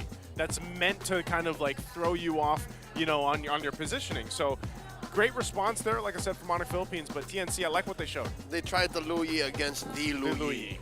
They did.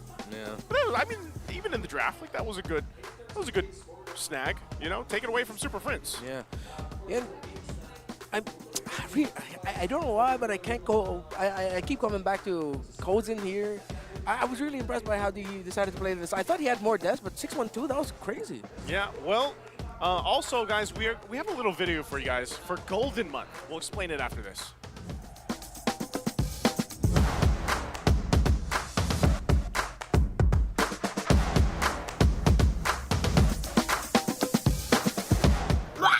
Hello, MPL fans! Thank you. Maraming salamat sa mainit yung pagtanggap sa akin dito sa MLBB community ngayong Golden Month. Thank you. Kamsahamnida! Pero syempre, hindi pa tapos ang mga pasabog dahil simula bukas, may sorpresang hatid ang Golden Month para sa inyo, sa lahat ng mga nanonood ng MPL Season 15 live sa Green Sun Hotel. Sosyal! At ang kailangan nyo lamang gawin is manood, sumayaw, makisali, at masorpresa. Again, manood, sumayaw, makisali, at masorpresa. Kaya kung ako sa inyo, bibili na ako ng ticket sa ph-mpl.com/tickets dahil marami pang pasabog and surprises and prizes ang naghihintay sa inyo ngayong Golden Month. Kaya kung ako sa inyo, tututok lang ako sa MPL PH. All right, so I'm going to ask the question on behalf of our international viewers. Who is that and what is Golden Month? Well, to keep it short, she's very famous here, and we're giving away a lot of stuff for March. That's MLBB for you. For those wondering, that is a former Pinoy Big Brother star and comedian and vlogger and actress. Everything. Melay. Francisco now. She's also married to an actor, so she's... And they're giving stuff away, basically. So Golden Month for all of our viewers, and I'm sure even our international viewers, there's some way you can join. Yeah. I'm actually not sure if it's a Philippines thing, but definitely we could say if you're in the Philippines and you play a lot of MLBB, there's a high chance if you just log in every day and play the game, you win stuff. And I'm not just saying like the typical, oh, stickers, recalls, all that. Actual physical stuff. Potentially, maybe, if you participate. Good things. So, you know, if you're in the Philippines, go ahead and join us for Golden Month. And now, again, going to the matchup here. I don't know, man. I know first series, I was like, I wasn't expecting the sweep. This one, before we just saw this, I was like, yeah, this might be a sweep. But I think this one, again, for TNC, I still believe that they can actually take a game. I think they can, but looking at this, by the way, can they take a game against a team that has a marching band? It's not just a marching band. It's a Sonic Republic. It's a Sonic Republic marching band. The marching band is a sub-unit of the Republic. Of the Republic. It is a full-on, just short of being a just country. No, one thing I gotta say is like, for MPL Indonesian fans and for our Indonesian brothers and sisters, this is a common sight for them, so it's good to see that we have that now here too at home. They got flares? Oh, they got flares? They get road clearance for that? What the heck? They the government, local government unit of Makati City to do this? That's cool. I wish we were part of that, man. That looks like a lot of fun. They actually stopped traffic, by the way. So that was the use of the flare. Like they held the traffic there for that. No one will pass through this street so that we can celebrate our world champions. I wish that we had footage of people getting out of their cars and like dancing along with. Yeah. Just like, what's going on? Cool. Just keep it going. You No, know? I don't think that's how it works in real life. Someone would have gotten out of their car and terrifyingly mad. Oh man, brings me back to one of these commercials I did way back where I had to be one of those people that got out of car and dance. Oh, you bro. Hold up, family. I'm dealing with so much stimuli right now. Let's go ahead. All right. No. Someone needs to look for that. Someone needs to find a video of a commercial that was in the States or in the Philippines. I'll give you a hint. It was called Jump In. It was a song. It was a music video. All right. Someone's got to look for that. A music video to a song called Jump In and give us the time. She's a Filipino artist. Oh, from a Filipino artist. I think her name's Sanchez, something Sanchez, Jessica Sanchez. Yeah. So it's getting so much easier then. Those are a lot of hints, but here's the hint. TNC picks blue. Oh, okay. So the meta does dictate that blue is strong. Yeah. I'm still going to lean towards the idea that maybe down the line, like once they understand the meta a little bit more, we'll see more just red side prios. But yeah, there's nothing wrong with just if Suyo's open for you, you pick Suyo. If Joy's open for you, you go ahead and pick Joy in the first pick blue side. It's like there's nothing wrong with prioritizing and rushing those two. If you want to be spicy and surprise, if Joy's off the table, you can Grange your first pick. If you really want to be spicy, you go Harith first pick. Something tells me the Joy first pick is a very specific Onic thing. Yeah, I feel like they're one of the, probably like in my memory, like the only team or maybe one of two teams who puts that does more it. stock in the Joy. Yeah. And it's just like such a King Kong thing in general, you know, to be able to go ahead. I think he loves to be able to have that ability to move so quickly. Yeah. Because, I don't know, correct me if I'm wrong, Joy's probably one of the fastest heroes, you know, to be able to like have that mobility, that type of mobility, but also just to be able to pump out enough damage too, because that's the thing, you know, her damage profile is great. Now as we look at Brusco, played his first Kali game in MPL PH after winning M6 with an 86% win rate in 7 games with the hero. Yeah, actually looking back, back in MPL Philippines Season 14, yeah, that was one of the main picks that really just made us go, wow, Khalid, really? And then Brusco made his name with that hero. Alongside, of course, they got the Kacha. At that time, they were still flexing Edith as Rome EXP. You know what I miss? Onic PH flexing Alpha. If you'll remember, here in this very arena, XP. about XP 4 or 5 months ago, they brought out the Alpha, and I could have sworn I was on camera and I was on broadcast. Like, there's no way this works. And it worked. It did. I feel like Wait. in a way they limit test themselves. If I'm not mistaken, it didn't work in that game where you called this won't work. Then it worked after that, right? In the hands of Onic. In the hands of Onic, They yeah. played it as a very specific. I talked to Coach Tony after. Like, Coach Tony, I have a lot of explaining to do. My integrity as a broadcaster and analyst of MLBB is on the line. I did say, like, there's no way this is right. He was like, this was during the heyday of Phoveus. Right, And like, right. he was like, oh, Leo, it's because it's a good answer to Phoveus in the XP. And it was! And then it solved itself. Oh yeah, that's why we saw that whole like alpha jungle prio also. Because it evolved from that. Yeah, it evolved from that. Yeah. Okay. That's I don't know. I miss that on I was gonna say I don't miss Alpha. Why not?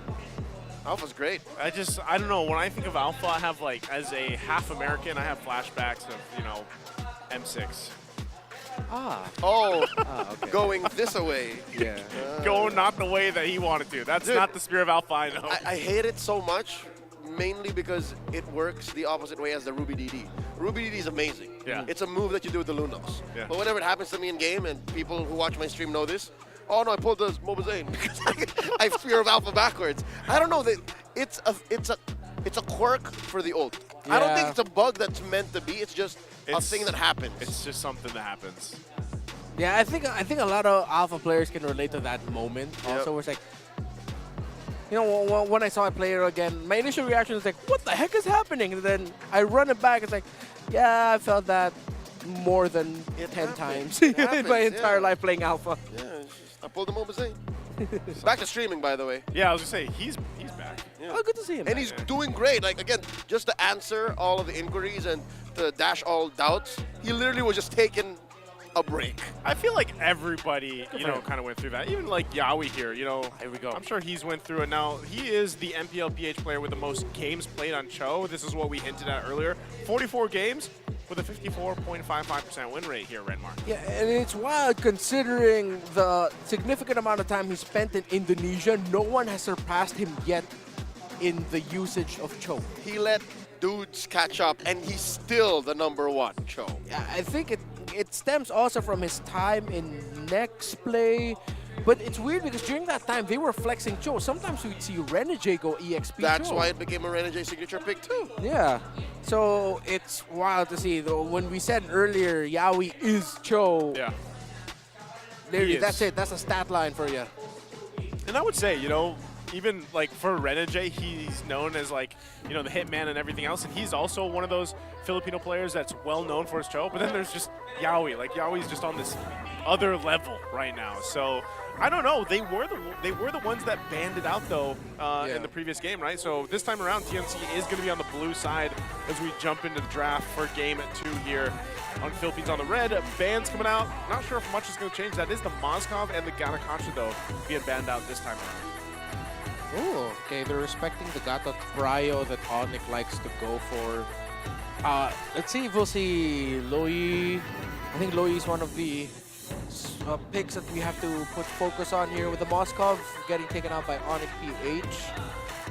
They still have a possibility to play that because that's sort of like a threat. When you ban out Mozkov first phase, you're sort of telling a team, hey, watch out for us picking Lo Yi.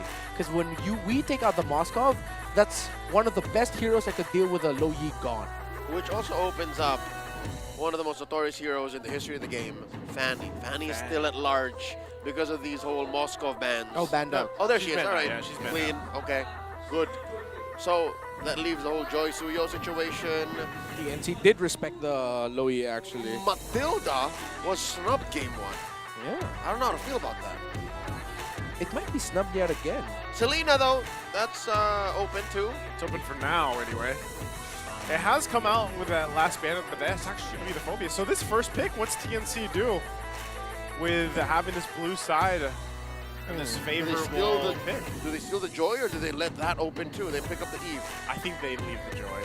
I don't think TNC takes the Joy. I think they'll go.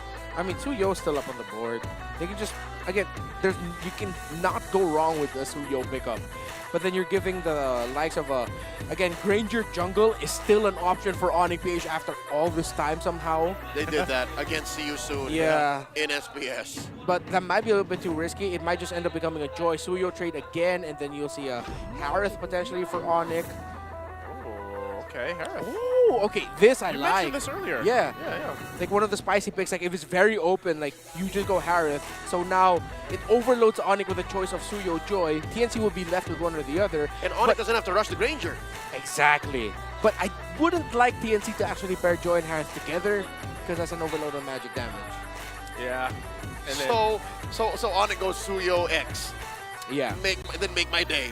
Yeah. Suyo Yue? Suyo Yue. Suyo Eve? Suya Eve, yeah. If you look at Eve the right way, it does say Yue.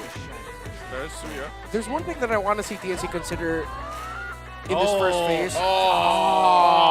They go ahead and rush it. They showed the stat and Brusco was like, nah. That doesn't sit well with me, coach. I think here they have to consider the likes of Eve, Khalid, and I want them to consider Nolan actually in the jungle instead of a Joy, because up against that Cho, I wouldn't like it very much. Joy needs to stay a little bit longer to make her electrifying beats work, while Nolan is literally, burst, I'm out of here. Or better yet, just a Haya. Haya. It's safer. You're not even on the map for the Cho to kick. Well, we do see Cho get picked up once there is a Haya on the other side. They might be leaning a little bit more towards Haya though, yeah. Oh, they go Alpha. We were just talking about it. And they go Alpha Matilda. And Matilda. Great first classic. Great first half for TNC. We were looking for it earlier. Here it is. Classic combo. Matilda better. Alpha. Much better start for TNC, I'll say. Yeah, I like You this. hate the Alpha. So I like the combo. I've seen enough of Alpha, even though he's my second most played hero. Alpha Dog 360. Alpha Dog 360. You do tune in. I know. All right, so Onic has to pick a mid laner here. And they don't. All right, the Granger's still open. Yeah. All right, so, man, for instance, hero pool, he don't care. This is dive versus reach. TNC definitely. Actually, you know what? Among the planes. No, Onic are the ones that take out the Eve. I was thinking TNC. Wow. I thought TNC would. I think Super Prince just probably wants Valentina. Yeah. Like he probably wants Valentina, or if I don't think there's enough on the board to steal yet. I don't. Maybe Super Prince just. He'll take it anyway. You know. Comeback season Koeto, he says. Okay, wait, hold on. This is actually this is all in Tagalog. I got this, guys. Go ahead. Yawi via All-Star Magazine. Comeback season Koeto, he says. Sobrang daming nagdadaw sa akin. Kaya mas namamotivate akong patudunan yung sarili ko. All right, to be fair, was that close? The major beats are in English. Yeah. So it's his comeback season. A lot of people are doubting him, and that makes it all the more way of motivating himself. All right. To prove that the haters are wrong. Yeah, haters are wrong, man. That's it. I love it. More power, Selena Tristan. gone. There's Selena. It's either Aurora, Vexana. The three majors I'm looking for are Aurora, Vexana, Sicilian. And I think that Sicilian would slot in so well with TNC Pro Team's Alpha, Matilda, Harith all together. They have the true damage and overload of magic. They'll need the... they'll be lacking physical on the XP. You know what's risky? If it's a Sicilian, since TNC is already looking like a dive comp, Sicilian has a dead zone in front of him, so I wouldn't. No, I mean, TNC are... Oh, for Onic not to pick the Sicilian. Yeah, okay. Yes. So that means TNC will get the Sicilian plus what? Fovi? Oh, no, Fovi's gone. Lucas is still open. Lucas, yeah. Lucas. Oh, Lucas, Sicilian, and TNC would be so aggro. So good. If they want a bit of... Oh, they take it still. They don't care about the dead zone. Super Fritz it's doesn't Super care. Fritz. He's gonna sidestep everything. Okay, Barrett's. Ooh. An XP Barat? Yeah, this is an XP Barrett's. Imagine they swing the Alpha, though, and it was like Jungle Barrett's, like we throw it back. Wait. What's in mid? Right? What's this mid play gonna be? I think they're just Farsa. Lanes against Sicilian. Yeah. Yeah, you need reach anyway. That's right. You need to go toe-to-toe, range for range. Novaria. They don't need heavy magic damage. The vision, the slow, they already have the Harith for the heavy magic damage. right. Isn't that such a Lancey pick, too? Yeah. Oh, dang it. I mean, dive is dive. Oh, dang it. So you needed to play in that space. The Novaria would have been weird. As much of a utility pick as it is, and specialty for Lancey. Oh, dang. Onic closes strong with a specialty for Kirk. Yeah, that's Kirk special. That's a signature, man. When you say Edith, it's him and Edward. I was gonna say, yeah, him and Edward. I still think, with this lineup for TNC, I like the concept of it. I like what they are bringing to it, but maybe the Aurora is part of the answer too, to kind of go ahead and work on catching Kelra, because I feel like that was, some of the difficulty they had. Or maybe it's also just a good answer just in case they get caught by a clause, for example, or they get kicked. They can force that fight by just locking them down with the Aurora kit. Yeah, no, I totally see that happening, and I agree. I think that's what they were looking for when they picked up the Aurora. The Barretts, I think, is going to be the biggest question here, because this is very timing-based. This lineup puts a lot of pressure on the three players all together, the Matilda, the Alpha, and the Barretts together. They need to weave in and out of the well. See if they can weave it, make it work, take it to a game 3. That'd be something that a lot of people might not expect from TNC. Can they make it happen here in game number 2 against Onic Philippines? And again, even with the setup, it's funny how we were just talking about the Alpha, and now he comes through for Zaida here. This matchup too, the Alpha versus the Suyo, he's gonna have to make it work, but at least in this way, they have a ton of utility this time for TNC to go ahead and play around with, other than just the diversion. Which I think is something we've failed to mention. The damage profile on TNC is so odd. If Kozen's not ready, who's dealing the damage? Yeah, Yawi on the Matilda maybe. And, at that point, that's a good question to ask here on how they approach the game, especially in the early game. Because of the fact, too, if Kozen ends up getting behind against this matchup, the Granger versus the Harith, he's going to have some trouble, and he's really going to have to rely on Yawi to help him out, probably. Yeah, again, a lot of pressure on the ones that we mentioned. Lansing really needs to be hitting those glaciers. And most importantly, the closest thing they have to the potential, where's the damage coming from, the answer to it is it's Zaida. It has to be that Alpha. But then the Alpha will have to put himself in such dangerous situations with a Sicilian that you won't be able to reach, a Granger you can't reach. Okay, let's take out the gold laner first. But just up against the other 4 heroes on the side of Onic, that's a tough dance to dance for an Alpha. Even against Kirk, who has like 1 or 2 items, and once he presses the Primal Wrath, Alpha might even have to say, guiding winds, guiding winds! Yeah, it's like, Zaida might actually have to hold on to his Spear of Alpha, so he just has an option to out if in case he needs it. Oh, look how fast his turtle's going here. Ooh. They actually contest. TNC taking it clean. Zaida scores, looking to punish one. Super Prince bites it. Good play. They get a turtle, they get a kill to go ahead and work around. Oh. King Kong just finding else on the map. Yeah, he stole the orange buff, so that's a trade they decided to go for. They know that they lose against the level 4 of the Barretts in the first objective, so they decided, you know what, let's just get vision here. They were able to spot out Super Prince, took him down, but they lost their orange buff, and that's where the deficit gets balanced out. That is advanced thinking by the Beast, the Sigma King. He's done this like what?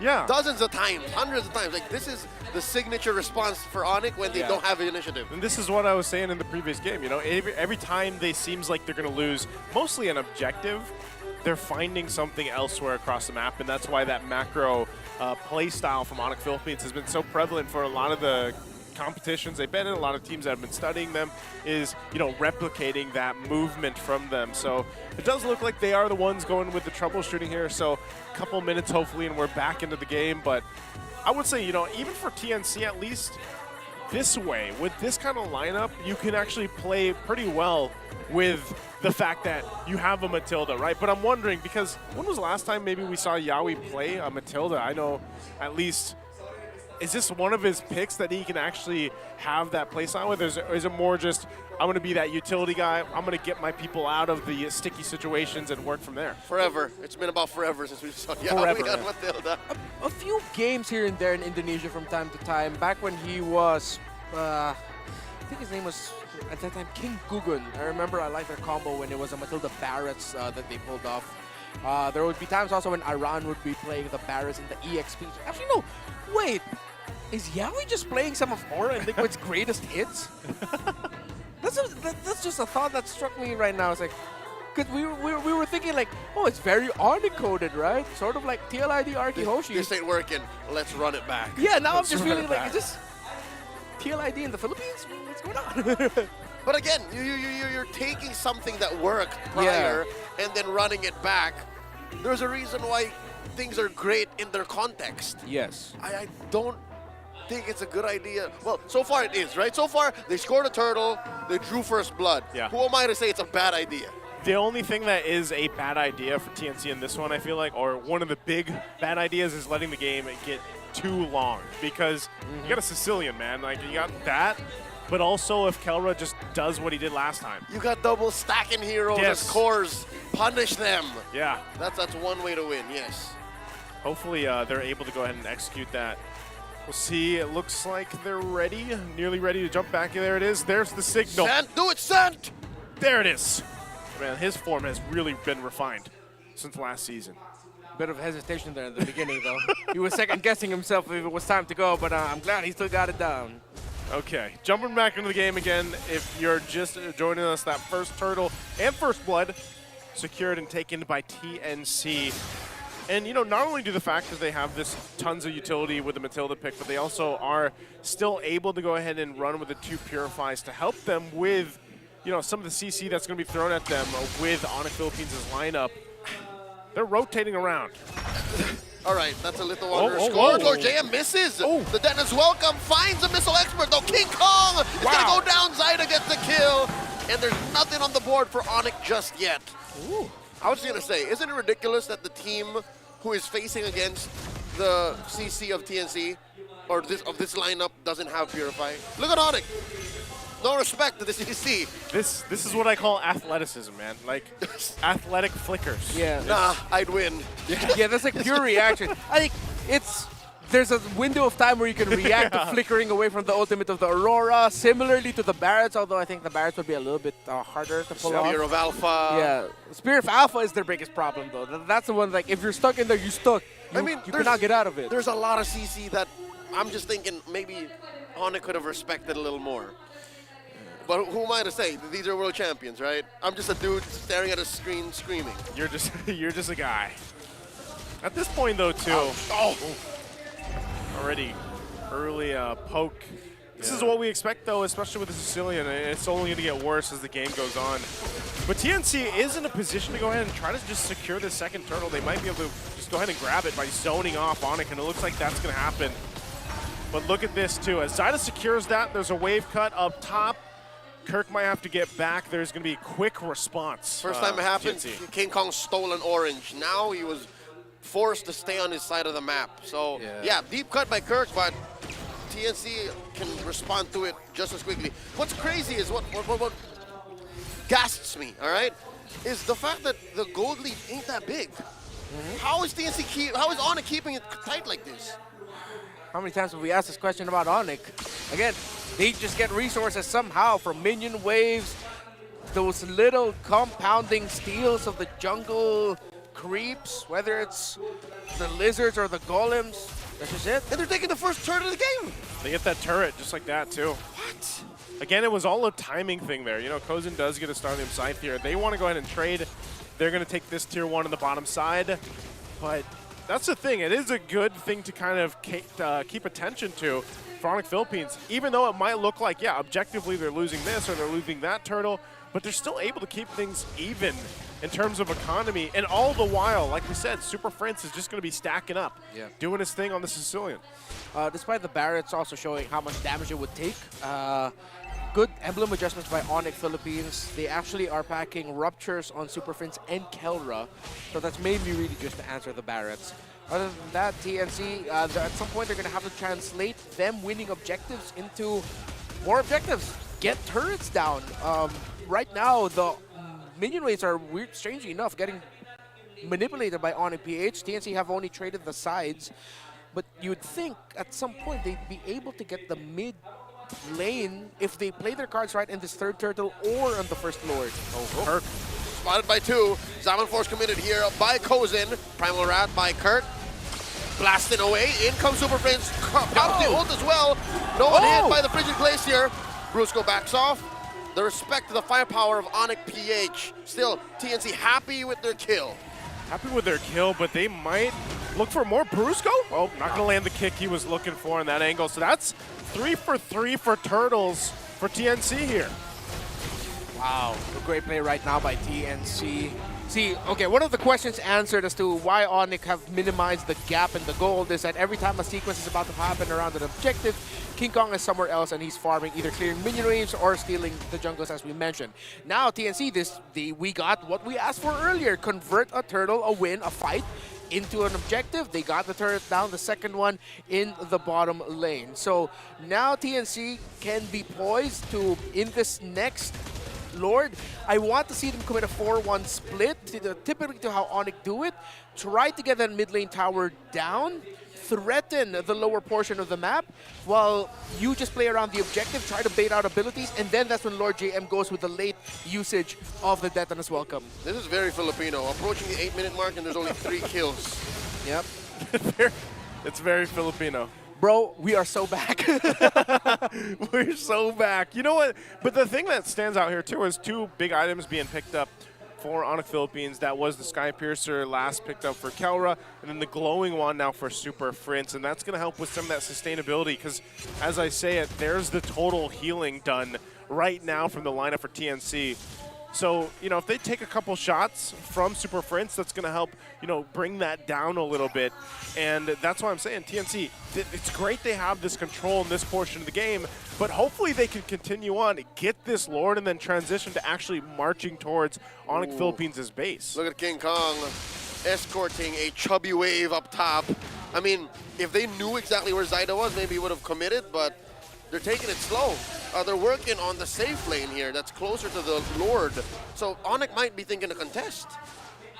With how TNC right now are formed up in the map. Okay, so they are doing what we said that they should, but what they gave up was actually control around the objective. Now Onic are holding the priority shrubs for this Lord. They're forcing counter to react bottom. Oh! They caught Prince! Oh, the jump in by TNC, and they're looking to find a vengeance kill onto Lord JM. Not going to happen as TNC collapse onto this Lord at half health now. Yaoi pushing back the rest of Onic Philippines, and that's the Phoenix Army scoring a major objective. There you go, TNC. Lord JM's been on point. I mean, utilizing the flicker with the Daytona's Welcome to find those key pickoffs. Feed him more. Wow, I'm so glad that actually Lord JM got that because that's the opener they needed. Again, Onic PH had the positional advantage, but whether it was Lord JM's call or TNC's call, let's just say it's a TNC call, to commit the flicker Detonus Welcome to catch Super Prince, it showed. Onic PH were so hesitant to even show themselves because even though the Detonus Welcome was gone, one of their biggest deterrents, their biggest tools in the team fight, the Sicilian was taken out. And you know, at this point they'll go ahead and just try to clear things up, hold things together the best they can, just try to secure these buffs as well, but they're gonna have to deal with the Lord eventually. And so right now TNC playing in their favor, playing in the momentum. They want to go ahead and march down at least the mid lane, get some of these shields popped if they can. Mid lane, adding wind, certainly Eagle used, but they get that turret down, still trying to march in with this Lord. Goal is right now just those shields, honestly, for TNC at this point. Holy Shields, I'd say, are minor objectives. Again, a confirmed wave clear. And talking about wave clear, look how Kirk just commits the Primal Wrath. We need to get rid of this Lord ASAP. Called there by Onic PH. This will help them out in the defense.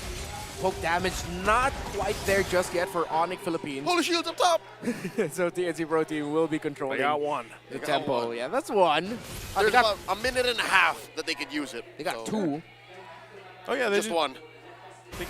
They got the bottom one, right? The bottom one. Bottom pop. Yeah, bottom pop. Okay. Well, TNC, this is great for them still because they're continuing to build up on the lead that they have. But I'm just wondering, right? At some point, will this turn in favor of Onic Philippines because if they just buy themselves, some time even into the next Lord or past that, we always know whenever a Sicilian is on a team, I mean, we saw this even back in M6, man, the amount of defenses based around this hero alone, the Sicilian, can win games. They're taking time bomb. There's the stacks right there. So it's at 169, 170 something now. Yeah. Again, the double stack hero is currently, biting Onic in the behind. Yeah, it's going to take a while. Usually the main goal for Sicilians is to reach 210 or 211. Yeah. He'll be able to get there maybe at around 13 minutes. It won't take that long. But one of the main conditions also is that Super Friends needs to be on his third item. Once he's locked his third major item in, that's when TNC is going to start feeling, okay, this Sicilian is a problem. But up until that point, TNC will be in control comfortably as long as they don't mess something up. And this is why still the amount of utility that TNC's lineup gives them is such an advantage. And it's funny because I was thinking when the game started, for Lord JM that he would rely heavily on Guiding Wind to set things up, but he hasn't really needed it. He's just flickered a lot of them. So the fight for this Lord is going to break out. I'm wondering, will Onic Philippines be able to contest this? Ain't no dance here as TNC fully commit. In comes another Dennis Welcome with a flicker. Cancelled though, Lord JM still standing, but just barely. Summon Force sent in by Kozen. Lancey very low. Kirk taken down by Zaida in the back line. And this does delay the Lord take, but they do bite one. No way, the Dragon by Brusco. Kick in, Lord JM in, but not going to end the job. Zaida survives. No one taken by Onic. Clean for TNC. We talked about pressure onto Lord JM, Yawi, and Zaida to make the core of this lineup work. Screw pressure. They are making this work. Lord JM's decision-making to enter. Yawi being able to time the Guiding Winds to supplement the shields. He saved Zaida in that scenario, and Zaida is still deathless at 3-0-1. I can't believe, even with a Sea Halberd, a glowing wand over here from Onic Philippines, the sustainability, the healing was just too much for TNC to go ahead and just win those fights. We're going to take a look at the replay here in just a second as they get ready to march in. And this fight was great. Even that Zaman Force enough to help zone out a little bit. There's the kick from Brusco.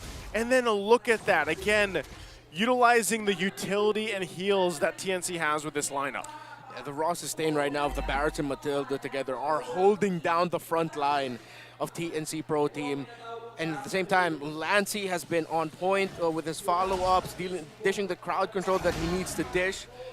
What we talked about earlier in terms of Brusco's entries getting just checked by the Aurora, that's been happening. And it's not just actually Brusco's entries, it's Onic, it's their entire entry that's getting dealt with. It's not giving, is what the kids would say. Yeah, it's not giving. Feigned circling eagle there by Yawi, forcing response from Onic. Tier 3 taken down in mid. King Kong and the rest of Onic just scrambling to protect what's left of their base. The Lord left standing. The rest of the waves, though, taken care of. Onic lives another day. Another update for Prince Watch. He just built up the Magic Lantern. Still going to be lacking in the damage department. They really need him on that third core item, and then that's when TNC is going to start feeling the pain. But will we even get there is the main question right now. Super Prince does have the most damage dealt, but once that number reaches like around 40K, that's when things have gone wrong for TNC. Yeah. Oh, Lancey. Oh, what? Oh, drops in a Frigid Glacier. Kozen also commits his ult. Zaman Force underneath the tier 3, but Onic ain't having any of it. Concealed play coming in, Brusco and Kirk. Frontliners for Onic, looking for some prey. Lets them go. TNC plays a conservative game, pressuring Onic elsewhere. That was really spicy, man. From Lancey to go ahead and flicker forward for that.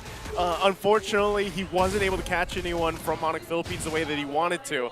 But that is showcasing how confident TNC is feeling right now. 6,000 gold ahead at this point.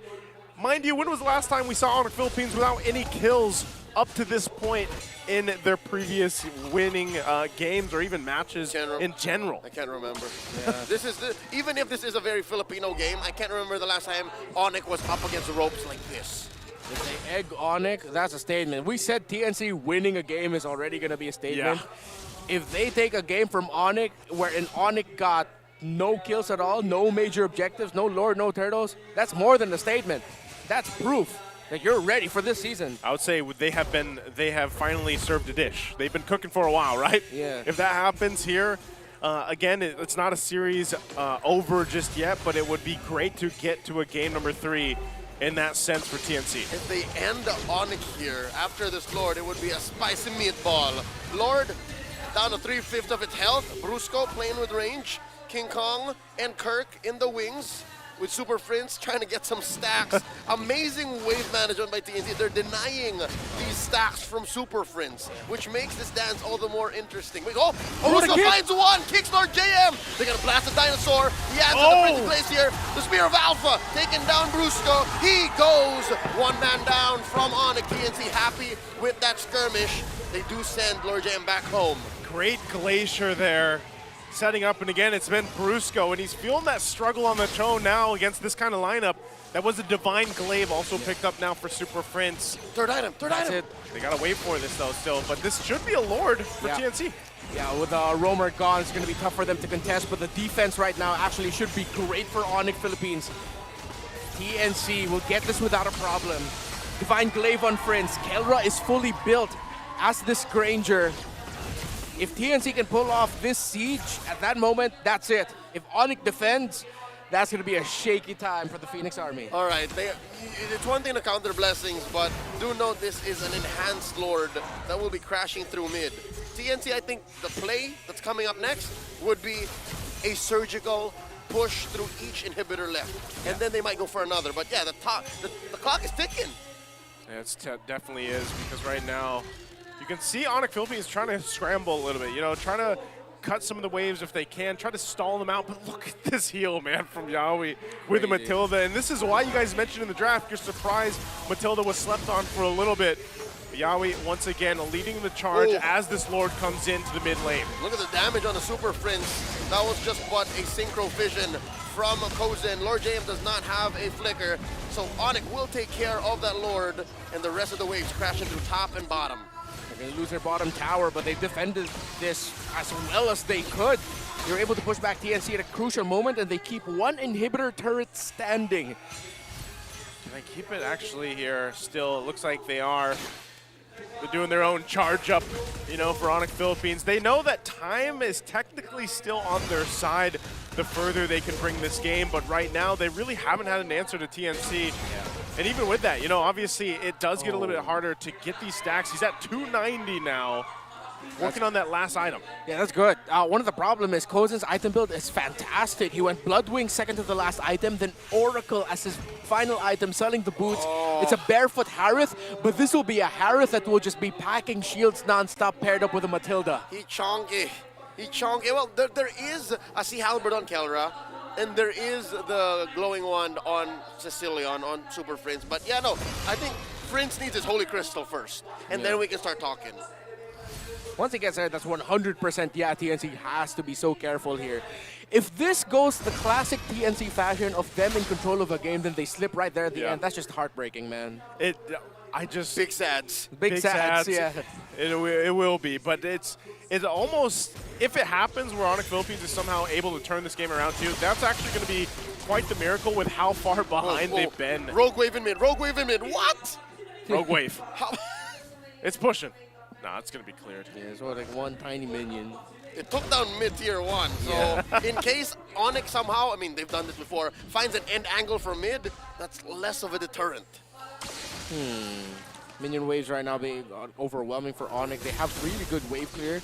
They have good base defense in terms of damage. Oh, Prince picks up a Bloodwings. Insurance. Yeah. So he got blood. He still has a spot for one last item, I think, because he only had the Elegant Gem. The Elegant Gem, He can sell it, pick sell up a crystal. Yeah.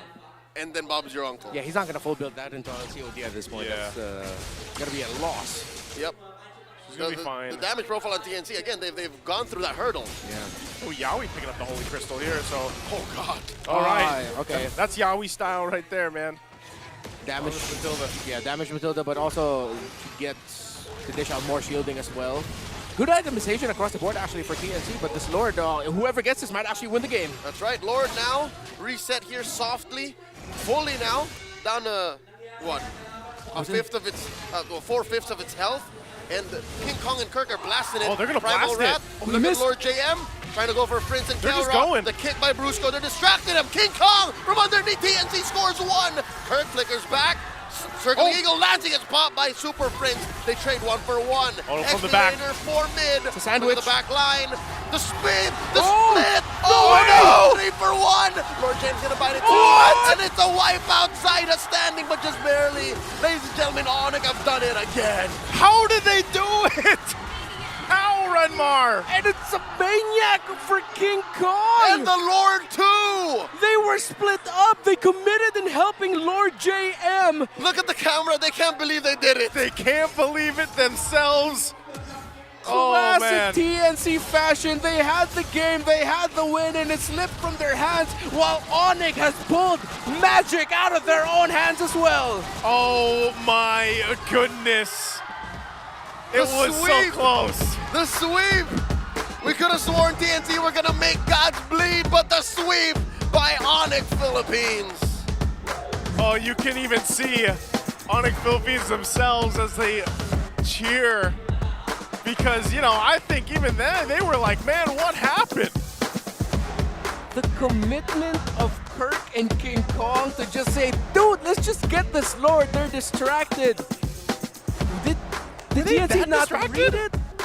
They overcommitted in helping Lord JM and punishing. That moment is the perfect time to play that clip from earlier tonight in the ping test. That's my brother! That's my teammate! That's my brother! That's both of them just going for it. I was even surprised because I thought they saw Kirk and King Kong there. And then it's TNC who went for the turn. Yeah. And I could have sworn that was a beneficial turn. But... Man. And they just blitzed the Lord, and then they got cut off, they got confused in themselves, and then they got sandwiched. Yeah. Onic PH sees the map in a different way. Cozen's wearing that Rise from the Dead jacket from a few seasons back. Onic PH are the ones that rose from the dead in this game. What was that? A consistent 6K, 7K gold lead for the Yeah. majority of 15 minutes. 0 kills on the board. And then a win from nowhere. Still, props to TNC. Great showing in their first match against a team of the caliber that Onic Philippines Especially is. game 2. Yes, especially game 2. I wouldn't be surprised if this TNC squad eventually turns it around. Again, what happened there, that was just one wrong call at the wrong time. There's time though. There's time, but 100% definitely time. it's still their time. It's Onic time. It's Onic time Onic right time. now with a little bit of Onic magic. Whole lot of potential there for that squad for TNC, and again, I think a lot of you probably even watching at home were just as surprised as us and everybody here in the MPL Philippines arena. So can't wait to hear what they have to say about that win for the sweep. Let's go ahead and throw it over on stage for the winner's interview with Hans and Oder. Ladies and gentlemen, what a series it has been. Your winners, Onic Philippines. Ibang klase. Kelra, nasa na yung mic natin? Kelra, sige. Ayan, tatabihan na lang. 7-0. Lugi kayo for almost 20 minutes ng 7-0. I wonder what's going through your mind. Ano ba nangyayari sa comms nyo during the time na sobrang dehado talaga kayo dun sa sitwasyon na yun?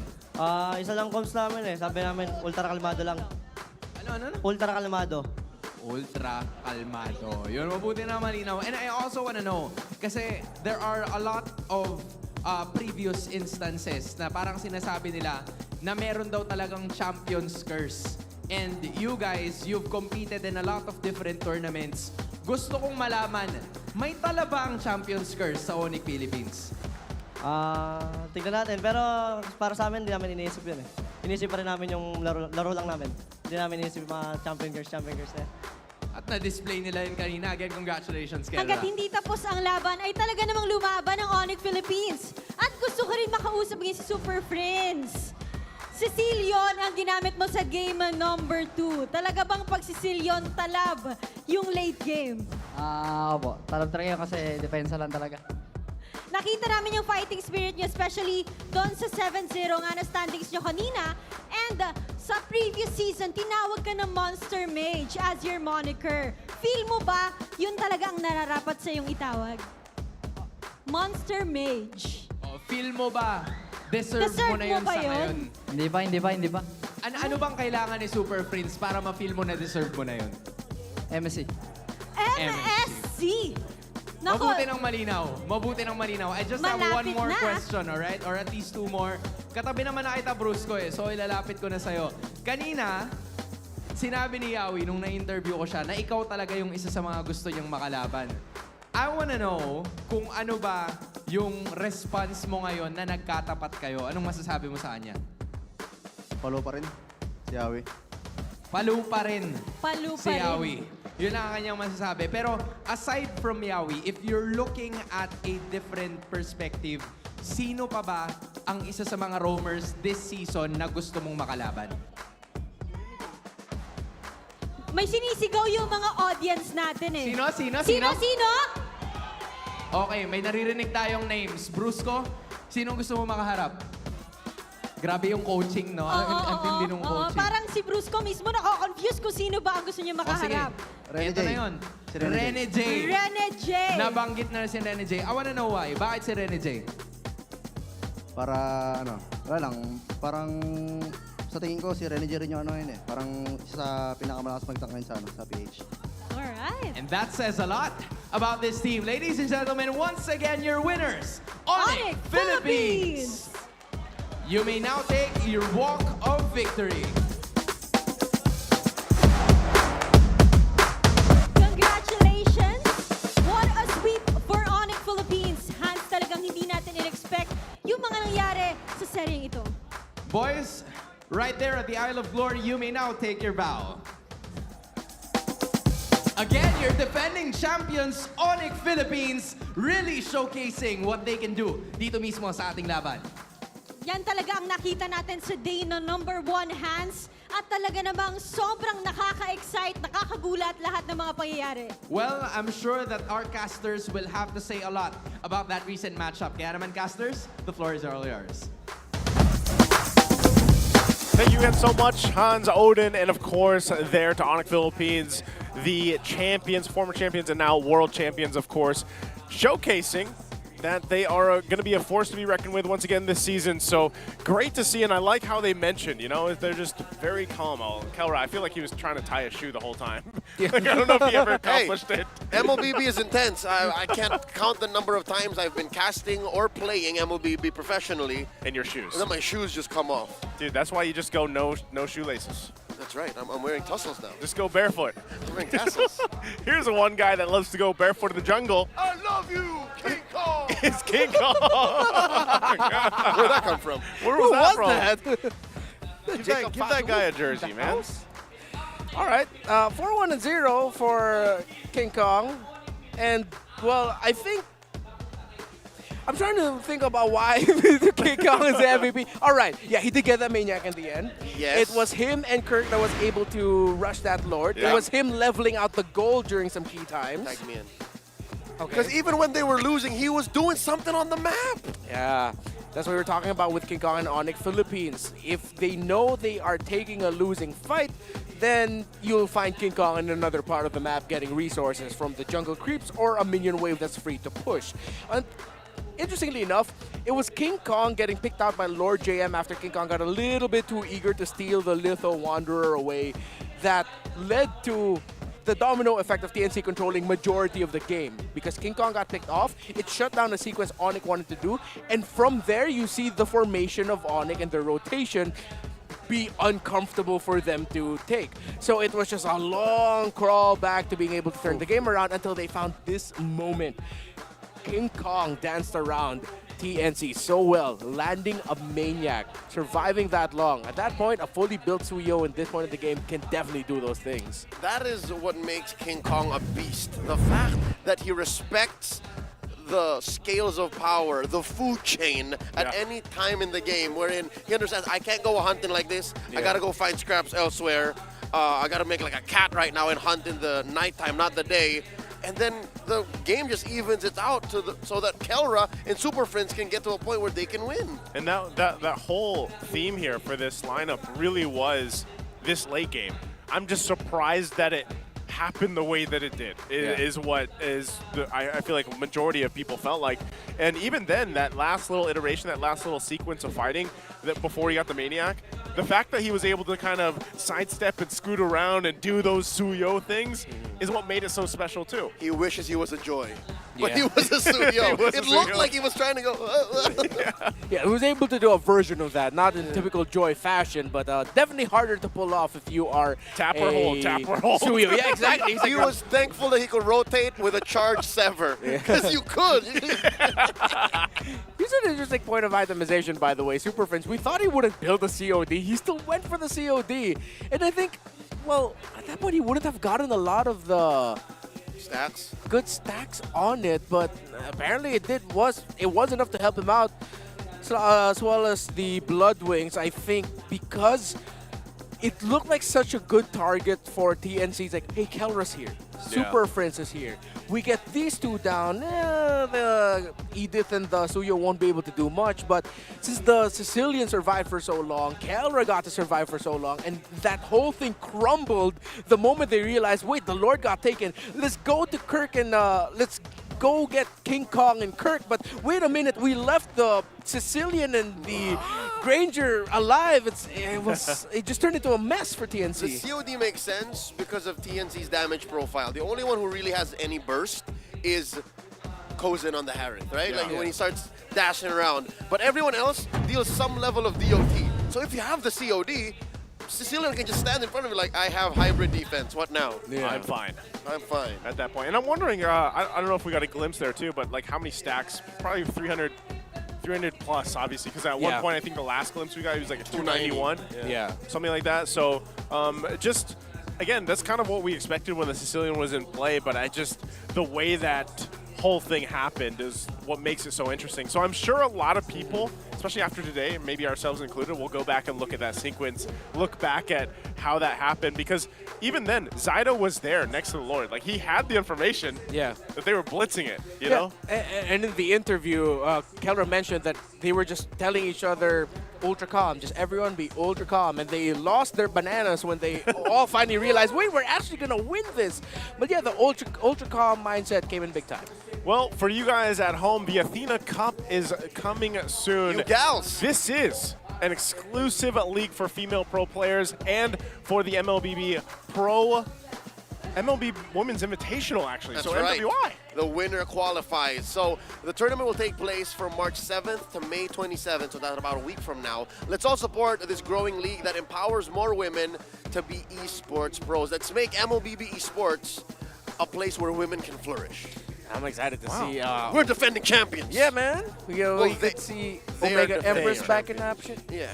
Omega Empress back in action. The other iterations, of course, the other women's teams that have been waiting in the wings that, well, from what I've heard from the women's scene, after the win of Omega Empress against Team Vitality in the MWI 2024, a lot of them were like, wait, we can do it. Inspirational. Yeah, very inspirational. Again, Team Vitality has, you could say they have regained their crown 100% as the strongest female team in the world, but we're going to be walking to MWI as the defending champs, and I think a lot of Filipinas out there are going to be wanting to defend that for the motherland. So that is, from when that was, is that 3 weeks? It's about 3 weeks, May 7 to 27 or so? More than. More than. Yeah. That's, it runs as a league. Yeah. That's awesome. You know, so tune in for that. Join if you guys can, and let's see who is going to end up representing the Philippines in the future for MWI. So How that's crazy great. would it be if it wasn't Empress?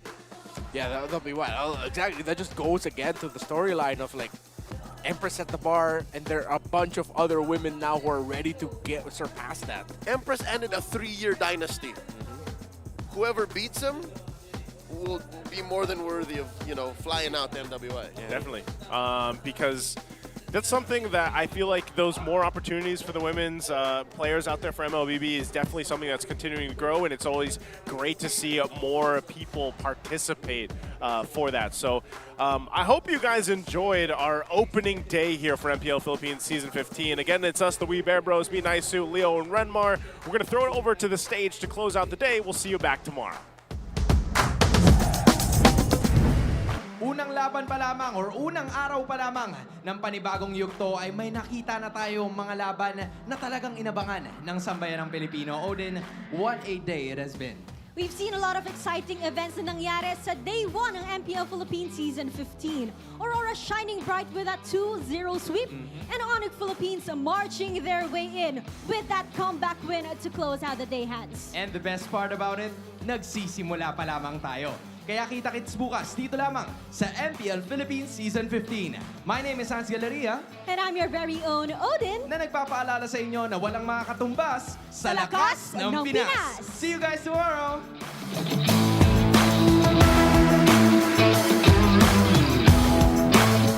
The 15th season of MPL Philippines is brought to you by the following sponsors. Infinix, the MPL official gaming phone. Lakas sa laro with Infinix. Smart, the official telco partner of MPL Philippines. Our partner in esports, Time Zone. Join the fun at Time Zone. TT Racing, for those who dream, work, and play. TT Racing has your back. Don't miss any MPL action by following our official Facebook and subscribing to our YouTube channel. Follow MPL PH on TikTok for more content. Experience the Lakas ng Pinas of MPL PH Season 15 action live at Green Sun Hotel. Grab your tickets now via official MPL PH website. All the regular season tickets are now available at 200 pesos. MPL Philippines is monitored and supervised by the Games and Amusement Board.